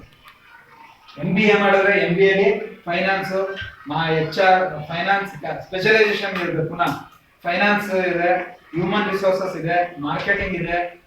ಗೊತ್ತಾಯ್ತಾ? ಫೈನಾನ್ಸ್ ಅಂದ್ರೆ ಪೂರ ಕಂಪ್ನಿದು ಬರೋ ದುಡ್ಡು, ಹೋಗ ಬರೋ ದುಡ್ಡನ್ನೆಲ್ಲ ಕಂಟ್ರೋಲ್ ಮಾಡೋದು MBA ಫೈನಾನ್ಸ್ ಅಲ್ಲಿ. HR ಅಂದ್ರೆ ಈಗ ಒಂದು ನನ್ನ ಹತ್ರ ಕಂಪ್ನಿ ಇದೆ, ಇಷ್ಟು ವ್ಯವಹಾರಕ್ಕೆ ನನ್ನ ಕಂಪ್ನಿಗೆ ಎಷ್ಟು ಜನ ಕೆಲಸದವರು ಇರ್ಬೇಕು, ಎಷ್ಟು ಜನ ಎಂಪ್ಲಾಯೀಸ್ ಇರ್ಬೇಕು, ಯಾವ ರೀತಿ ಏನ್ ಓದಿರೋರಾಗಿರ್ಬೇಕು, ಇಲ್ಲ ಜಾಸ್ತಿ ಆದ್ರೆ ಯಾರನ್ನ ತೆಗಿಬೇಕು ಅಂತ ನೋಡೋದು MBA HR, ಹ್ಯೂಮನ್ ರಿಸೋರ್ಸಸ್. ಅದು ಸ್ಪೆಷಲೈಸೇಷನ್ ಮಾಡುತ್ತೆ. MBA ಅಲ್ಲಿ ಮಾರ್ಕೆಟಿಂಗ್ ಅನ್ನೋ ಸ್ಪೆಷಲೈಸೇಷನ್ ಇದೆ. ಮಾರ್ಕೆಟಿಂಗ್ ಅವನೇನು ಅಂದ್ರೆ, ಈಗ ನಾನು ಈಗ ನನ್ನ ಕಂಪ್ನಿಗೆ ಒಂದು ಕಂಪ್ಯೂಟರ್ ತಯಾರು ಮಾಡಿದ್ರೆ ಇದನ್ನ ನಾನು ಮಾರ್ಕೆಟ್ ಅಲ್ಲಿ ಯಾವ ರೀತಿ ಅಡ್ವರ್ಟೈಸ್ಮೆಂಟ್ ಮಾಡ್ಬೇಕು. ಈಗ ನೀವು ಟಿವಿಲೆಲ್ಲ ಅಡ್ವರ್ಟೈಸ್ಮೆಂಟ್ ನೋಡ್ತಿರಲ್ಲ, ಒಂದೊಂದು ಅಡ್ವರ್ಟೈಸ್ಮೆಂಟ್ ಒಂದೊಂದು ರೀತಿ ಇರುತ್ತೆ. ಒಬ್ಬರು ಅಡ್ವರ್ಟೈಸ್ಮೆಂಟ್ ಕೊಡಲ್ಲ, ಒಬ್ಬರು ಅಡ್ವರ್ಟೈಸ್ಮೆಂಟ್ ಎಲ್ಲಾ ಬೆಲೆ ಕೊಡ್ತಾರೆ. ಏನು ಒಂದು ಅರ್ಧ ಗಂಟೆ ಅವ್ರದೇ ಒಂದು 10 ಸಲ ಆಗಿರ್ತದೆ ಅಡ್ವರ್ಟೈಸ್ಮೆಂಟ್. ಅದೆಲ್ಲ MBA ಮಾರ್ಕೆಟಿಂಗ್ ಅವರು ಅವರು ಇದ್ ಮಾಡ್ತಾರೆ. ಎಷ್ಟು ಜನ ಏಜೆಂಟ್ಗಳು ಬಿಡ್ಬೇಕು, ಯಾವ ಹಳ್ಳಿಗೆ ಯಾವ ಊರಿಗೆ ನಾವು ಎಲ್ಲಿ ಹೆಂಗೆ ಕಾನ್ಸಂಟ್ರೇಟ್ ಮಾಡ್ಬೇಕು, ಎಲ್ಲಿ ಎಷ್ಟು ಸೇಲ್ಸ್ ಮಾಡ್ಬೇಕು, ಎಲ್ಲಿ ಸೇಲ್ಸ್ ಎಷ್ಟು ಕಮ್ಮಿ ಬರ್ತದೆ, ಅದೆಲ್ಲ MBA ಮಾರ್ಕೆಟಿಂಗ್ ಅಲ್ಲಿ ನಿಮ್ಗೆ ಅದನ್ನ ಹೇಳ್ಕೊಡ್ತದೆ. ಸರಿನಾ? M.Com ಇಂಜಿನಿಯರಿಂಗ್ ಬಂದ್ರೆ M.Tech ಇದೆಲ್ಲ ಮಾಡಿದ್ರೆ ನಿಮ್ಗೆ ಕೋರ್ಸು ನೀವು ಲೆಕ್ಚರರ್ ಆಗ್ಬೇಕು, ಟೀಚರ್ ಆಗ್ಬೇಕು ಈ ಸಬ್ಜೆಕ್ಟ್ ಅಲ್ಲಿ ಅಂದ್ರೆ ಮಾಸ್ಟರ್ ಡಿಗ್ರಿ ಮಾಡಲೇಬೇಕು. M.Com ಅಥವಾ M.Tech ಮಾಡಿದ್ರೆ ನೀವು ಈ ಸಬ್ಜೆಕ್ಟ್ ಪುನಃ ಲೆಕ್ಚರರ್ ಆಗ್ತೀರಾ. M.Com ಮಾಡಿದ್ರೆ ಕಾಮರ್ಸ್ ಲೆಕ್ಚರ್ ಆಗ್ತೀರಾ, M.Tech ಮಾಡಿದ್ರೆ ಇಂಜಿನಿಯರಿಂಗ್ ಲೆಕ್ಚರರ್ ಮಾಡ್ತೀರಾ. ಅದೇ ರೀತಿ ಆರ್ಟ್ಸ್ ಅಲ್ಲೂ ಅಷ್ಟೇ, BA B.Ed ಹಂಗೆ MA M.Ed ಮಾಡಿದ್ರೆ ನಿಮ್ಗೆ ನಾಳೆ ದಿನ ಸ್ಕೂಲಲ್ಲಿ ಟೀಚರ್ ಲೆಕ್ಚರರ್ಸ್ ಆಗ್ತೀರಾ. ಲೆಕ್ಚರರ್ ಆದ್ರೆ UGC ಅಪ್ರೂವ್ ಆಗೋದೇ ನಿಮ್ ಗುರಿ ಆಗಿರ್ಬೇಕು. UGC ಅಪ್ರೂವ್ ಆಗಿರೋ ಲೆಕ್ಚರರ್ಸ್ಗೆ ಎಷ್ಟು ಸಂಬಳ ಬರುತ್ತೆ, UGC ಇಲ್ದಿರೋರ್ಗೆ ಎಷ್ಟು ಸಂಬಳ ಬರುತ್ತೆ ಅನ್ನೋದು ನೀವು ಬೇಕಾದ್ರೆ ಆಚೆ ಕೇಳ್ತಿರ್ಕೊಳ್ಳಿ. ಅಜಿಗಜಾಂತರ UGC ಅಪ್ರೂವ್ ಆಗ್ಬಿಟ್ರೆ ನಿಮ್ಗೆ ತಿಂಗಳಿಗೆ 1 ಲಕ್ಷ ಗಂಟೆ ಬರುತ್ತೆ, 1.5 ಲಕ್ಷ ಸಂಬಳ ಬರುತ್ತೆ. 4 ಪೀರಿಯಡ್ 5 ಪೀರಿಯಡ್ ಮಾಡ್ತೀರಾ, ತಿಂಗಳಿಗೆ 1.5 ಲಕ್ಷ ಸಂಬಳ ಬರುತ್ತೆ. 12ರಿಂದ 13 ಲಕ್ಷ ರೂಪಾಯಿ ಸಂಬಳ ಬರುತ್ತೆ ವರ್ಷಕ್ಕೆ UGC ಅಪ್ರೂವ್ ಆದ್ರೆ. ನೀವು ಸುಮ್ಮನೆ UGC ಮಾಡ್ಕೊಳ್ಳೋದು ಹಂಗೆ ಇದ್ರೆ ತುಂಬಾ ಸಂಬಳ ಕಮ್ಮಿ. ಸರ್ಗೆಲ್ಲ ಗೊತ್ತು, ಅವ್ರು ಹೇಳ್ತಾ ಇರ್ಬೇಕಾದ್ರೆ. ಟೀಚಿಂಗ್ ನಿಮ್ಗೆ ಪಾಠ ಮಾಡಿ ಒಬ್ರಿಗೆ ಅರ್ಥ ಮಾಡಿಸ್ತೀನಿ ಅನ್ನೋ ಕೆಪಾಸಿಟಿ ಇದ್ರೆ ದಯವಿಟ್ಟು ಆರ್ಟ್ಸ್ ಅಲ್ಲಿ ಹೋಗ್ಬಿಟ್ಟು BA B.Ed ಮಾಡಿ, ಇಲ್ಲ ಈ ಸಬ್ಜೆಕ್ಟ್ಸ್ ಅಲ್ಲಿ ಬಂದು M.Com ಇಲ್ಲ M.Tech ಮಾಡಿ ಲೆಕ್ಚರರ್ ಆಗಿ ಪ್ರೊಫೆಸರ್ ಆಗ್ತೀರಾ. ಫಸ್ಟ್ ಅಸಿಸ್ಟೆಂಟ್ ಪ್ರೊಫೆಸರ್ ಆಗ್ತೀರಾ, ಆಮೇಲೆ ಪ್ರೊಫೆಸರ್ ಆಗ್ತೀರಾ. ಪ್ರೊಫೆಸರ್ ಆದ್ರೆ ಒಳ್ಳೆ ಸಂಬಳ, ಪ್ರಿನ್ಸಿಪಲ್ ಆಗೋ ಲೆವೆಲ್ ಗಂಟ ಬರ್ತದೆ. ಓಕೆನಾ ಸರ್? ಇದನ್ನೆಲ್ಲ ಬೇಡ ಸರ್, ನಾನು ಇದೆಲ್ಲ ಮಾಡ್ತೀನಿ, ನನಗೆ ತಹಸೀಲ್ದಾರ್ ಆಗ್ಬೇಕು, DC ಆಗ್ಬೇಕು, ಪೊಲೀಸ್ ಆಗ್ಬೇಕು, any degree B.Com BA BSc B.Ed ಏನ್ ಬೇಕಾದ್ರೆ ಮಾಡಿ ಡಿಗ್ರಿ ಆಗಿರ್ಬೇಕು. KAS ಅಂತ KPSC ಅಂದ್ರೆ ಕರ್ನಾಟಕ ಪಬ್ಲಿಕ್ ಸರ್ವಿಸ್ ಕಮಿಷನ್ ಅಂತ ಕರ್ನಾಟಕ ಗೌರ್ಮೆಂಟ್ ಇಂದ ಸಿವಿಲ್ಸ್ ಎಕ್ಸಾಮ್ಸ್ ಮಾಡ್ತಾರೆ. ಅಲ್ಲೋದ್ರೆ ನಿಮ್ಗೆ KS KPS KES ಅಂತ ಬರುತ್ತೆ. ಏನು ಅಂದ್ರೆ ಈಗ ರ್ಯಾಂಕಿಂಗ್ 1,000 ಜನ ಪಾಸ್ ಆಗ್ತೀರಾ. ಇದೇ ನಾನು ಇವಾಗ ಏನ್ ಹೇಳ್ತಾ ಇದೀನಿ, ಈಗ KS ಏನ್ ಹೇಳ್ತಾ ಇದೀನಿ, ಇದನ್ನೇ UPSC ಇಟ್ಕೊಳ್ಳಿ. ಇದನ್ನೇ UPSC ಇಟ್ಕೊಳ್ಳಿ. UPS ಅಂದ್ರೆ union public service commission, central level. ಕೇಳಿಸ್ಕೊಂತ ಇದೀರಾ? ಇದು ನಿಮಗೆ ತುಂಬಾ ಈಗ ಮೇನ್. 1000 ಜನ ಪಾಸ್ ಆಗ್ತೀರಾ, 1000 ಜನದಲ್ಲಿ ರ್ಯಾಂಕಿಂಗ್ ಬರುತ್ತೆ. ಈ ಸಲ UPSC ಫಸ್ಟ್ ರ್ಯಾಂಕ್ ಯಾರಪ್ಪ? ನ್ಯೂಸ್ ಪೇಪರ್ ಓದೋದಿಲ್ಲ. ಕರ್ನಾಟಕದ ಕೋಲಾರ ಹುಡುಗಿ ನಂದಿನಿ ಅನ್ನೋರು ಇಡೀ ಇಂಡಿಯಾಗೆ UPSC ಫಸ್ಟ್ ರ್ಯಾಂಕ್. ನೀವು news paper, daily news paper, ನಾನು ಹೇಳಿದ್ನಲ್ಲ ಟೈಮ್ ಮ್ಯಾನೇಜ್ಮೆಂಟ್ ಅಂತ, ಟೈಮ್ ಮ್ಯಾನೇಜ್ಮೆಂಟ್ ಅಲ್ಲಿ ಡೈಲಿ ನ್ಯೂಸ್ ಪೇಪರ್ ಓದೋದೊಂದು ಟೈಮ್ ಇರಬೇಕು ನಿಮ್ ಟೈಮ್ ಟೇಬಲ್ ಅಲ್ಲಿ. ನ್ಯೂಸ್ ಪೇಪರ್ ಓದಿಲ್ಲ ಅಂದ್ರೆ ಏನೇನು ಇಲ್ಲ, ಬರೀ ಪುಸ್ತಕದ ಬದನೆಕಾಯಿ, ಜನರಲ್ ನಾಲೆಡ್ಜ್ ಏನೂ ಇರೋದಿಲ್ಲ. ನೀವು ಒಂದು ಡೈಲಿ ನ್ಯೂಸ್ ಪೇಪರ್ ಓದ್ತಾ ಬನ್ನಿ, ನಿಮ್ಗೆ ಟೆಕ್ಸ್ಟ್ ಬುಕ್ ನಿಮ್ಗೆ ಸ್ಕೂಲಲ್ಲಿ ಏನ್ ಜ್ಞಾನ ಬರುತ್ತೆ ಅದಕ್ಕೆ ಅಷ್ಟು ಈಕ್ವಲ್ ಬರುತ್ತೆ ನ್ಯೂಸ್ ಪೇಪರ್ ಓದಿ. UPSC ಈ ಸಲ ನಮ್ ಕೋಲಾರದ ಹುಡುಗಿ ನಂದಿನಿ ಅನ್ನೋರು ಫಸ್ಟ್ ರ್ಯಾಂಕ್ ಇಡೀ ದೇಶಕ್ಕೆ. ಈಗ ನಾನು ಇದನ್ನ ಏನ್ ಹೇಳ್ತೀನಿ ಅದೇ ನಮ್ಮ KPSCಗೂ ವರ್ಕ್ ಆಗುತ್ತೆ, UPSCಗೂ ವರ್ಕ್ ಆಗುತ್ತೆ. ಫಸ್ಟ್ ನೀವು ಇದನ್ನ ಎಕ್ಸಾಮ್ ಬರೀಬೇಕು ಅಂದ್ರೆ ಯಾವ್ದಾರ ಒಂದು ಡಿಗ್ರಿ ಆಗಿರ್ಲೇಬೇಕು. B.Com BA BSc BE ಏನಾದ್ರು ಒಂದು ಆಗಿರ್ಲೇಬೇಕು. ಆಗಿದ್ರೆ KPSC ಎಕ್ಸಾಮ್ ಬರೆಯಕ್ಕೆ ಚಾನ್ಸ್ ಇರುತ್ತೆ, UPSC ಎಕ್ಸಾಮ್ ಬರೆಯಕ್ಕೆ ಚಾನ್ಸ್ ಇರುತ್ತೆ. ನೀವು ಯಾವ್ದು ಬೇಕಾದ್ರೆ ಹೋಗ್ಬೋದು. KPS ಅಂದ್ರೆ ಕರ್ನಾಟಕ ಸ್ಟೇಟ್ ಗವರ್ನಮೆಂಟ್, UPS ಅಂದ್ರೆ ಇಡೀ ಇಂಡಿಯಾ ಸೆಂಟ್ರಲ್. ಸರಿನಾ? ಇಲ್ಲಿ ಎಕ್ಸಾಮ್ ಪಾಸ್ ಆಗುತ್ತೆ. ಫಸ್ಟ್ ಏನು ಪ್ರಿಲಿಮಿನರಿ ಎಕ್ಸಾಮ್ ಇರುತ್ತೆ. ಪ್ರಿಲಿಮಿನರಿ ಎಕ್ಸಾಮ್ ಪಾಸ್ ಆದ್ರೆ ಮೈನ್ ಎಕ್ಸಾಮ್ ಬರುತ್ತೆ. ಮೈನ್ ಎಕ್ಸಾಮ್ ಪಾಸ್ ಆದ್ರೆ ವೈವಾ ಅಂತಾರೆ. ಅಂದ್ರೆ 4-5 ಜನ ಕುತ್ಕೊಂಡಿರ್ತಾರೆ, ನೀವು ಒಬ್ರನ್ನ ಕೂರಿಸ್ಕೊಂಡು ಇಂಟರ್ವ್ಯೂ ಮಾಡ್ತಾರೆ, ಅದನ್ನ ವೈವಾ ಅಂತಾರೆ. ಇದನ್ನೆಲ್ಲ ಎಕ್ಸಾಮ್ ಪಾಸ್ ಆದ್ರೆ ನಿಮ್ಗೆ ರ್ಯಾಂಕಿಂಗ್ ಬರುತ್ತೆ. ಫಾರ್ ಎಕ್ಸಾಂಪಲ್ ಉದಾಹರಣೆ ನಾನು ಹೇಳ್ತಾ ಇದೀನಿ, 1000 ಜನ ಪಾಸ್ ಆಗ್ತಾರೆ. ಮೊದಲನೆಯಿಂದ ಬಂದು ಇಲ್ಲಿವರೆಗೂ ಫಸ್ಟ್ ರ್ಯಾಂಕ್ ಅಂತ ಹೆಂಗ್ ಹೇಳ್ತೀವಿ ಹಂಗೆ 1000 ರ್ಯಾಂಕ್ ಅಂತಾನೂ ಇರ್ತದೆ. ಇಷ್ಟು ಜನಕ್ಕೆ ಔಟ್ಕಮ್ ಬರುತ್ತೆ. ಇಲ್ಲಿ ಏನಾಗುತ್ತೆ, ಈಗ IAS IPS IFS IRS ಇನ್ನ ಒಂದು IRS ಇದೆ. ಏನು ಅಂತ ಹೇಳ್ತೀನಿ. ಇಷ್ಟು ಹುದ್ದೆಗಳು ಖಾಲಿ ಇದ್ದು ಇಷ್ಟು ಹುದ್ದೆಗಳು 1000 ಹುದ್ದೆಗಳು ಖಾಲಿ ಇರುತ್ತೆ. ಇಡೀ ಇಂಡಿಯಾಗೆ ಇಷ್ಟು ಖಾಲಿ ಮಾಡಿದ್ರೆ 1000 ಹುದ್ದೆಗಳು ಖಾಲಿ ಇದೆ, 1000 ಪೋಸ್ಟ್ ಖಾಲಿ ಇದೆ. ಸೊ ಇಷ್ಟಕ್ಕೆ ಸ್ಟಾಪ್ ಮಾಡ್ತಾರೆ. ಇಲ್ಲಿ ಒಂದು 150 ಪೋಸ್ಟ್ ಖಾಲಿ ಇದೆ IAS. IPS ಒಂದು 300 ಖಾಲಿ ಇದೆ, 450. ಇನ್ನ ಒಂದು 150 IFS ಖಾಲಿ ಇದೆ, 300 300 600. ಇದೊಂದು 300, ಇದೊಂದು 300. ಈಗ ನಿಮ್ಗೆ ಫಸ್ಟ್ ರ್ಯಾಂಕ್ ಇಂದ ಹಿಡಿದು 150ನೇ ರ್ಯಾಂಕ್ ಗಂಟ ಬಂದು ಯಾರು ಬಂದಿರ್ತಾರೆ ಅವ್ರಿಗೆ ಫಸ್ಟ್ IAS ಕೊಡ್ತಾರೆ. ಅದೇ ರೀತಿ KPS ಇಲ್ಲಿ KAS ಕೊಡ್ತಾರೆ. IAS ಆದ್ರೆ ಏನಾಗುತ್ತೆ, DC ಇಡೀ ಜಿಲ್ಲೆಗೆ ಅಧಿಕಾರಿ, ಗೊತ್ತಾಯ್ತಾ? IAS leader. DC ಆದ್ಮೇಲೆ ಚೆನ್ನಾಗಿ ವರ್ಕ್ ಮಾಡಿ ನೆಕ್ಸ್ಟ್ DC ಇಂದ ಪ್ರಮೋಷನ್ ಏನು, ರೀಜನಲ್ ಕಮಿಷನರ್. DC ಅಂದ್ರೆ ಒಂದು ಜಿಲ್ಲೆಗೆ ಕಮಿಷನರ್, ರೀಜನಲ್ ಕಮಿಷನರ್ ಅಂದ್ರೆ 6 ಜಿಲ್ಲೆಗೆ ಒಂದು ಕಮಿಷನರ್. ಆಮೇಲೆ ಡಿಪಾರ್ಟ್ಮೆಂಟ್ ಸೆಕ್ರೆಟರಿಗಳು, ಎಜುಕೇಶನ್ ಡಿಪಾರ್ಟ್ಮೆಂಟ್ ಗೆ ಒಂದು ಡಿಪಾರ್ಟ್ಮೆಂಟ್ ಇರುತ್ತೆ. ಎಜುಕೇಶನ್ ಮಿನಿಸ್ಟರ್ ಅಂತ ಇರ್ತಾರಲ್ಲ, education minister, PWD minister, current minister, ಈ ತರ ಅವರ ಒಂದೊಂದು ಮಿನಿಸ್ಟ್ರಿಗೆ ಇವ್ರನ್ನ ಪ್ರಮೋಷನ್ ಕೊಟ್ಟಿ ಸೆಕ್ರೆಟರಿ ಮಾಡ್ತಾರೆ. ಆಯುಕ್ತರು, ಕಾರ್ಯದರ್ಶಿ, ಕಮಿಷನ್, ಇಲಾಖೆ ಕಾರ್ಯದರ್ಶಿ ಅಂತಾರೆ, ಇಲಾಖೆ ಕಮಿಷನರ್, ಆಯುಕ್ತರು ಅಂತ ಅಂತಾರೆ. ಇಲ್ಲಿಂದ ನೆಕ್ಸ್ಟ್ ಏನ್ ಪ್ರಮೋಷನ್, ಚೀಫ್ ಸೆಕ್ರೆಟರಿ. ಅಂದ್ರೆ ಇಡೀ ಕರ್ನಾಟಕದಲ್ಲಿರೋ IAS ಗೆಲ್ಲ ಅವನು ಮುಖ್ಯ. ಇಡೀ ಮಿನಿಸ್ಟರ್ಗೆ ಚೀಫ್ ಮಿನಿಸ್ಟರ್ ಹೆಂಗೆ ಹಂಗೆ ಅಷ್ಟು ಸೆಕ್ರೆಟರಿಗಳ ಅವನು ಚೀಫ್ ಸೆಕ್ರೆಟರಿ. ಅದೇ ಉನ್ನತ ಚೀಫ್ ಸೆಕ್ರೆಟರಿ. ಅಲ್ಲಿಗೆ ಬಂದು ರಿಟೈರ್ ಆಗ್ತಾನೆ. ಸೊ 1ನೇ ರ್ಯಾಂಕ್ ಇಂದ ಹಿಡಿದು 150ನೇ ರ್ಯಾಂಕ್ ವರೆಗೂ IAS ಕೊಡ್ತಾರೆ. 151ನೇ ರ್ಯಾಂಕ್ ಇಂದ ಹಿಡಿದು 300ನೇ ರ್ಯಾಂಕ್ ವರೆಗೂ IPS ಕೊಡ್ತಾರೆ. IPS ಫಸ್ಟ್ ಸ್ಟಾರ್ಟ್ ಆಗದೆ ಜಿಲ್ಲಾ ವರಿಷ್ಠಾಧಿಕಾರಿ, ಡಿಸ್ಟ್ರಿಕ್ಟ್ SP. ನಮ್ಮ ಮೈಸೂರು ಜಿಲ್ಲಾ SP ಯಾರು? ವೀಕೆಂಡ್ ವಿತ್ ರಮೇಶ್ ನೋಡಿದ್ರಲ್ಲ, ಚೆನ್ನಣ್ಣನವರ್. ಅರ್ಥ ಆಯ್ತಾ? ಆ ರೀತಿ ಆಗ್ತೀರಾ. ಇಲ್ಲಿಂದ ಹಿಡಿದು DGP ವರೆಗೂ ಹೋಗ್ತೀರಾ. DGP ಅಂದ್ರೆ director general of police. IFS ಅಂದ್ರೆ ಇಂಡಿಯನ್ ಫಾರಿನ್ ಸರ್ವಿಸ್. ಅಂದ್ರೆ ನಮ್ಮ ದೇಶದ ರಾಯಭಾರಿ ಅಂತ ಇನ್ನೊಂದು ದೇಶದಲ್ಲಿ ಇರ್ತಾರೆ, ಅವ್ರ ದೇಶದವ್ರು ನಮ್ಮ ದೇಶದಲ್ಲಿ ಇರ್ತಾರೆ, ಅದನ್ನ ಆಗ್ತೀರಾ. IPS ಆದ್ಮೇಲೆ ನೆಕ್ಸ್ಟ್ ರ್ಯಾಂಕಿಂಗ್ ಬರೋದು IFS. ಆದ್ಮೇಲೆ IRS ಅಂದ್ರೆ ಇಂಡಿಯನ್ ರೆವಿನ್ಯೂ ಸರ್ವಿಸ್.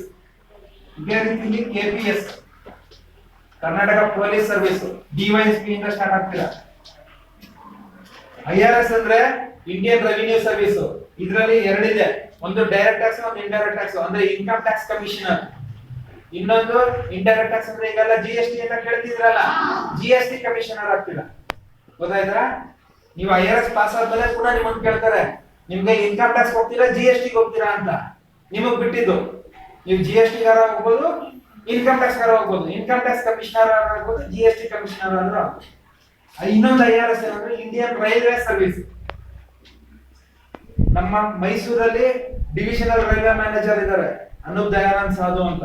ಈ ರೀತಿ ಇಡೀ ಮೈಸೂರು ಜಿಲ್ಲೆಗೆಲ್ಲ ಅವರು ಮೈಸೂರು ಡಿವಿಷನ್ ಅಂದ್ರೆ 6 ಜಿಲ್ಲೆನೋ 7 ಜಿಲ್ಲೆನೋ ಬರುತ್ತೆ. ಅಷ್ಟು ಜಿಲ್ಲೆಗೆ ರೈಲ್ವೆ ಮ್ಯಾನೇಜರ್. ಅವ್ರಿಗೆ ರೈಲ್ವೆ ಮ್ಯಾನೇಜರ್ ಅಂದ್ರೆ ಏನು ಅಂದ್ರೆ, ಅವ್ರು ಏನಾರು ಈಗ ಮೈಸೂರಿಂದ ಹಾಸನ ಹೋಗ್ಬೇಕಂದ್ರೆ ಅವ್ರಿಗೆ ಒಂದು ಸಪರೇಟ್ ಬೋಗಿ ಕೊಡ್ತಾರೆ. ಅಷ್ಟು ಏನೋ ವ್ಯಾಲ್ಯೂಯಬಲ್ ಪರ್ಸನ್ ಅವರು. ಗೊತ್ತಾಯ್ತಾ? ಸುಮ್ನೆ ಬೋಗಿಲಿ ಜನರ ಜೊತೆ ಕೊಡ್ಸಲ್ಲ, ಅವ್ರಿಗೆ ಒಂದು ಸಪರೇಟ್ ಬೋಗಿ. ಆ ಬೋಗಿಲಿ ಒಂದು ಟಿವಿ ಇರುತ್ತೆ, ಮಲ್ಲಿಕಣದ ಮಂಚ ಇರುತ್ತೆ, ಅವ್ರಿಗೆ ಒಂದು ಅಡಿಗೆ ಮನೆ ಇರುತ್ತೆ, 2 ಅಸಿಸ್ಟೆಂಟ್ಸ್ ಇರ್ತಾರೆ. ಅಷ್ಟು ಉನ್ನತವಾದ ಹುದ್ದೆ ಅದು. ಗೊತ್ತಾಯ್ತಾ? ಈ ರೀತಿ ಮಾಡಬಹುದು. ಇದನ್ನೆಲ್ಲ ಮಾಡ್ಬೇಕು ಅಂದ್ರೆ ನೀವು ಯಾವ್ದಾರ ಒಂದು ಡಿಗ್ರಿ ಮಾಡಿರ್ಲೇಬೇಕು. ಅರ್ಥ ಆಯ್ತಾ? ಇದಲ್ಲದೆ ನೀವು ಏನ್ ಮಾಡ್ಬೇಕು, BCom ಮಾಡಿ ಇಲ್ಲಿಗೆ ಸ್ಟಾರ್ಟ್ ಮಾಡಿ ಬಿಸ್ನೆಸ್ ಕಾದ್ರೆ ಹೋಗ್ಬೋದು. ನೀವು ಬಿಸ್ನೆಸ್ ಮಾಡ್ತೀನಿ ಅನ್ನೋದಾದ್ರೆ ದಯವಿಟ್ಟು BCom ಬನ್ನಿ. ವ್ಯವಸಾಯ ಮಾಡ್ತೀನಿ ಅಂದ್ರೆ BSc AG ಮಾಡಿ, BSc ಅಗ್ರಿಕಲ್ಚರಲ್. ಗೊತ್ತಾಯ್ತಾ? ಇದನ್ನೆಲ್ಲ ಮಾಡಿದ್ರೆ ಇದೆಲ್ಲ ನಿಮ್ಗೆ ನಾಳೆ ದಿನ ಇರೋ ಅವಕಾಶಗಳು, ಅಪರ್ಚುನಿಟೀಸ್. ನೀವು ಹೋಗೋದಕ್ಕಿಂತ ಮುಂಚೆ ಇವತ್ತು ಪಾಸ್ ಆಯ್ತು, ನಾಳೆ ದಿನ ನಾನು ಸೆಲೆಕ್ಟ್ ಮಾಡಬೇಕು. ಈಗಲೇ ನೀವು ಯೋಚನೆ ಮಾಡಿ, ಒಂದು ಸ್ಟ್ಯಾಟಿಸ್ಟಿಕ್ಸ್ ಕಲೆಕ್ಟ್ ಮಾಡಿ, ಯಾವ ಸೆಕ್ಟರ್ ಅಲ್ಲಿ ಎಷ್ಟೆಷ್ಟು ಜನ ಇದ್ದಾರೆ. ಇವತ್ತಿನ ದಿನ ನೀವು BE ಹೋದ್ರೆ ಸಿಕ್ಕಾಪಟ್ಟೆ ಜನ ಇದ್ದಾರೆ. CA, ನಾನು ಹೇಳಿದ್ನಲ್ಲ, CA 125 ಕೋಟಿ ಜನಕ್ಕೆ 2.5 ಲಕ್ಷ ಜನ ಸಿ ಎ ಅಷ್ಟೇ ಇರೋದು. ಇನ್ನ ನಮಗೆ ಸಿ ಎಗಳು ಬೇಕು, ಬಟ್ ಯಾರು ಪಾಸ್ ಆಗಿ ಬರ್ತಾ ಇಲ್ಲ. ಸಿ ಎಸ್ ಅಷ್ಟೇ ಬರೀ 2 ಲಕ್ಷ ಜನ ಇದ್ದಾರೆ. 125 ಕೋಟಿ ಜನಕ್ಕೆ 2.5 ಲಕ್ಷ ಸಿ ಎ ಅಷ್ಟೇ ಇರೋದು. ಇಡೀ ಕ್ಯಾನಗರ ತಾಲೂಕು ನಾನು ಒಬ್ಬನೇ ಸಿ ಎ. ಕ್ಯಾನಗರ ತಾಲೂಕು ಎಷ್ಟಾರ ಇರ್ಬೋದು, ಅಂದ್ರೆ ಯಾರು ಮಾಡಿಲ್ಲ ಅಂತ ನಾನು ಹೇಳ್ತಾ ಇರೋದು. ಈಗ ನೀವು ಇಲ್ಲಿ ಸಿ ಎ ಬಂದ್ರೆ ಅವಕಾಶ ಜಾಸ್ತಿ ಇದೆ, ಆಪರ್ಚುನಿಟಿ ಜಾಸ್ತಿ ಇದೆ. ಏನಕ್ಕೆ ಅಂದ್ರೆ ಜನ ಇಲ್ಲ ಇಲ್ಲಿ, ಬಟ್ ಡಿಮ್ಯಾಂಡ್ ಇದೆ. ನಮಗೆ ಸಿ ಎಗಳು ಬೇಕು, ಈ ಇರೋ ಸಿ ಎಗಳು ಸಾಲ್ತಾ ಇಲ್ಲ ಆಡಿಟ್ ಮಾಡೋದಕ್ಕೆ. ನಾನು ಹೇಳಿದ್ದೇನೆ, ಉದಾಹರಣೆ ಕೊಟ್ಟಿದ್ದೆ. ಸೊ ಇದೆಲ್ಲ ನಿಮ್ಮ ಅವಕಾಶಗಳು. ನೀವು ಇವತ್ತೇ ಈ ವರ್ಷ ಇವತ್ತೇ ನೀವು ಫಿಕ್ಸ್ ಮಾಡ್ಕೊಳ್ಳಿ, ನೀವು ಯಾವ ಸೆಕ್ಟರ್ಗೆ ಯಾವ ಜಾಗಕ್ಕೆ ಹೋಗ್ಬೇಕು ಅಂತ ನೀವೊಂದು ಫಿಕ್ಸ್ ಮಾಡ್ಕೊಂಡ್ರೆ ನಾಳೆಯಿಂದ ನೀವು ಯಾವ ಸಬ್ಜೆಕ್ಟ್ ಆವಾಗ ಒಂದು ಸಬ್ಜೆಕ್ಟ್ ಮೇಲೆ ನೀವು ಕಾನ್ಸಂಟ್ರೇಟ್ ಮಾಡಕ್ಕೆ ಸಾಧ್ಯ. ನೀವು ಇದು ಇಲ್ಲ ಅಂದ್ರೆ ನೀವು ಏನೋ ಫಿಕ್ಸ್ ಆಗ್ಲಿಲ್ಲ ಅಂದ್ರೆ ಸುಮ್ನೆ ಓದ್ತೀರಾ, ಸುಮ್ನೆ ಸ್ಕೂಲಿಗೆ ಬರ್ತೀರಾ, ಅವ್ರು ಏನೋ ಡೈಲಿ ಟೆಸ್ಟ್ ಕೊಡ್ತೀರಾ, ಬರೀತೀರಾ, ಹೋಗ್ತೀರಾ. ಸರ್ ಅವ್ರಿಗೆ ಹೇಳಿದೀನಿ, ಇವತ್ತಿಂದ ಡೈಲಿ ಟೆಸ್ಟ್ ಅವ್ರು ತುಂಬಾ ಇದಾಗಿ ತಗೊಂತಾರೆ. ನೀವು ಬರ್ತೀರನ್ನೋ ಅವ್ರು ಮರೆಯೋದಿಲ್ಲ. 15 ಮಾರ್ಕ್ಸ್ ಕೊಟ್ರೆ 15 ಮಾರ್ಕ್ಸ್ ಸ್ಕೋರ್ ಮಾಡ್ತಾರೆ. ಮಾಡ್ಬೇಕು.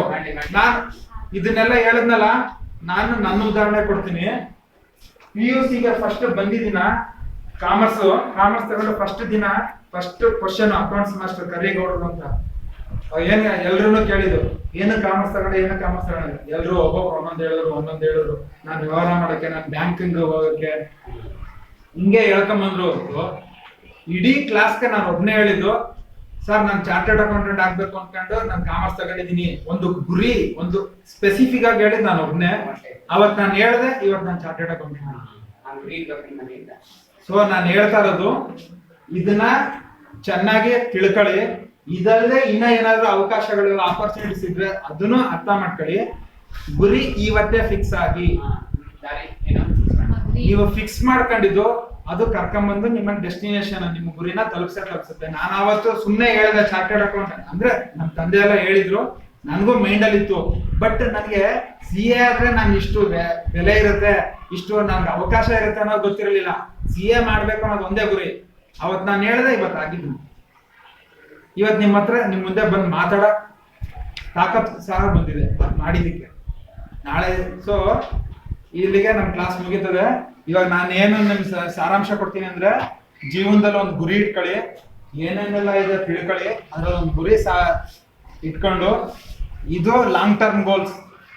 ಶಾರ್ಟ್ ಟರ್ಮ್ ಗೋಲ್ಸ್ ಏನೋ ನಿಮ್ಮ ಎಕ್ಸಾಮ್ ಅಲ್ಲಿ ಸ್ಕೋರ್ ಮಾಡೋದು.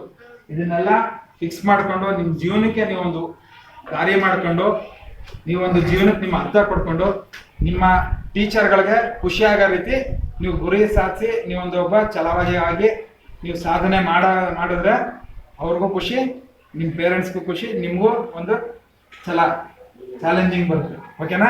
Thank you. ಅರ್ಥ ಆಯ್ತಾ?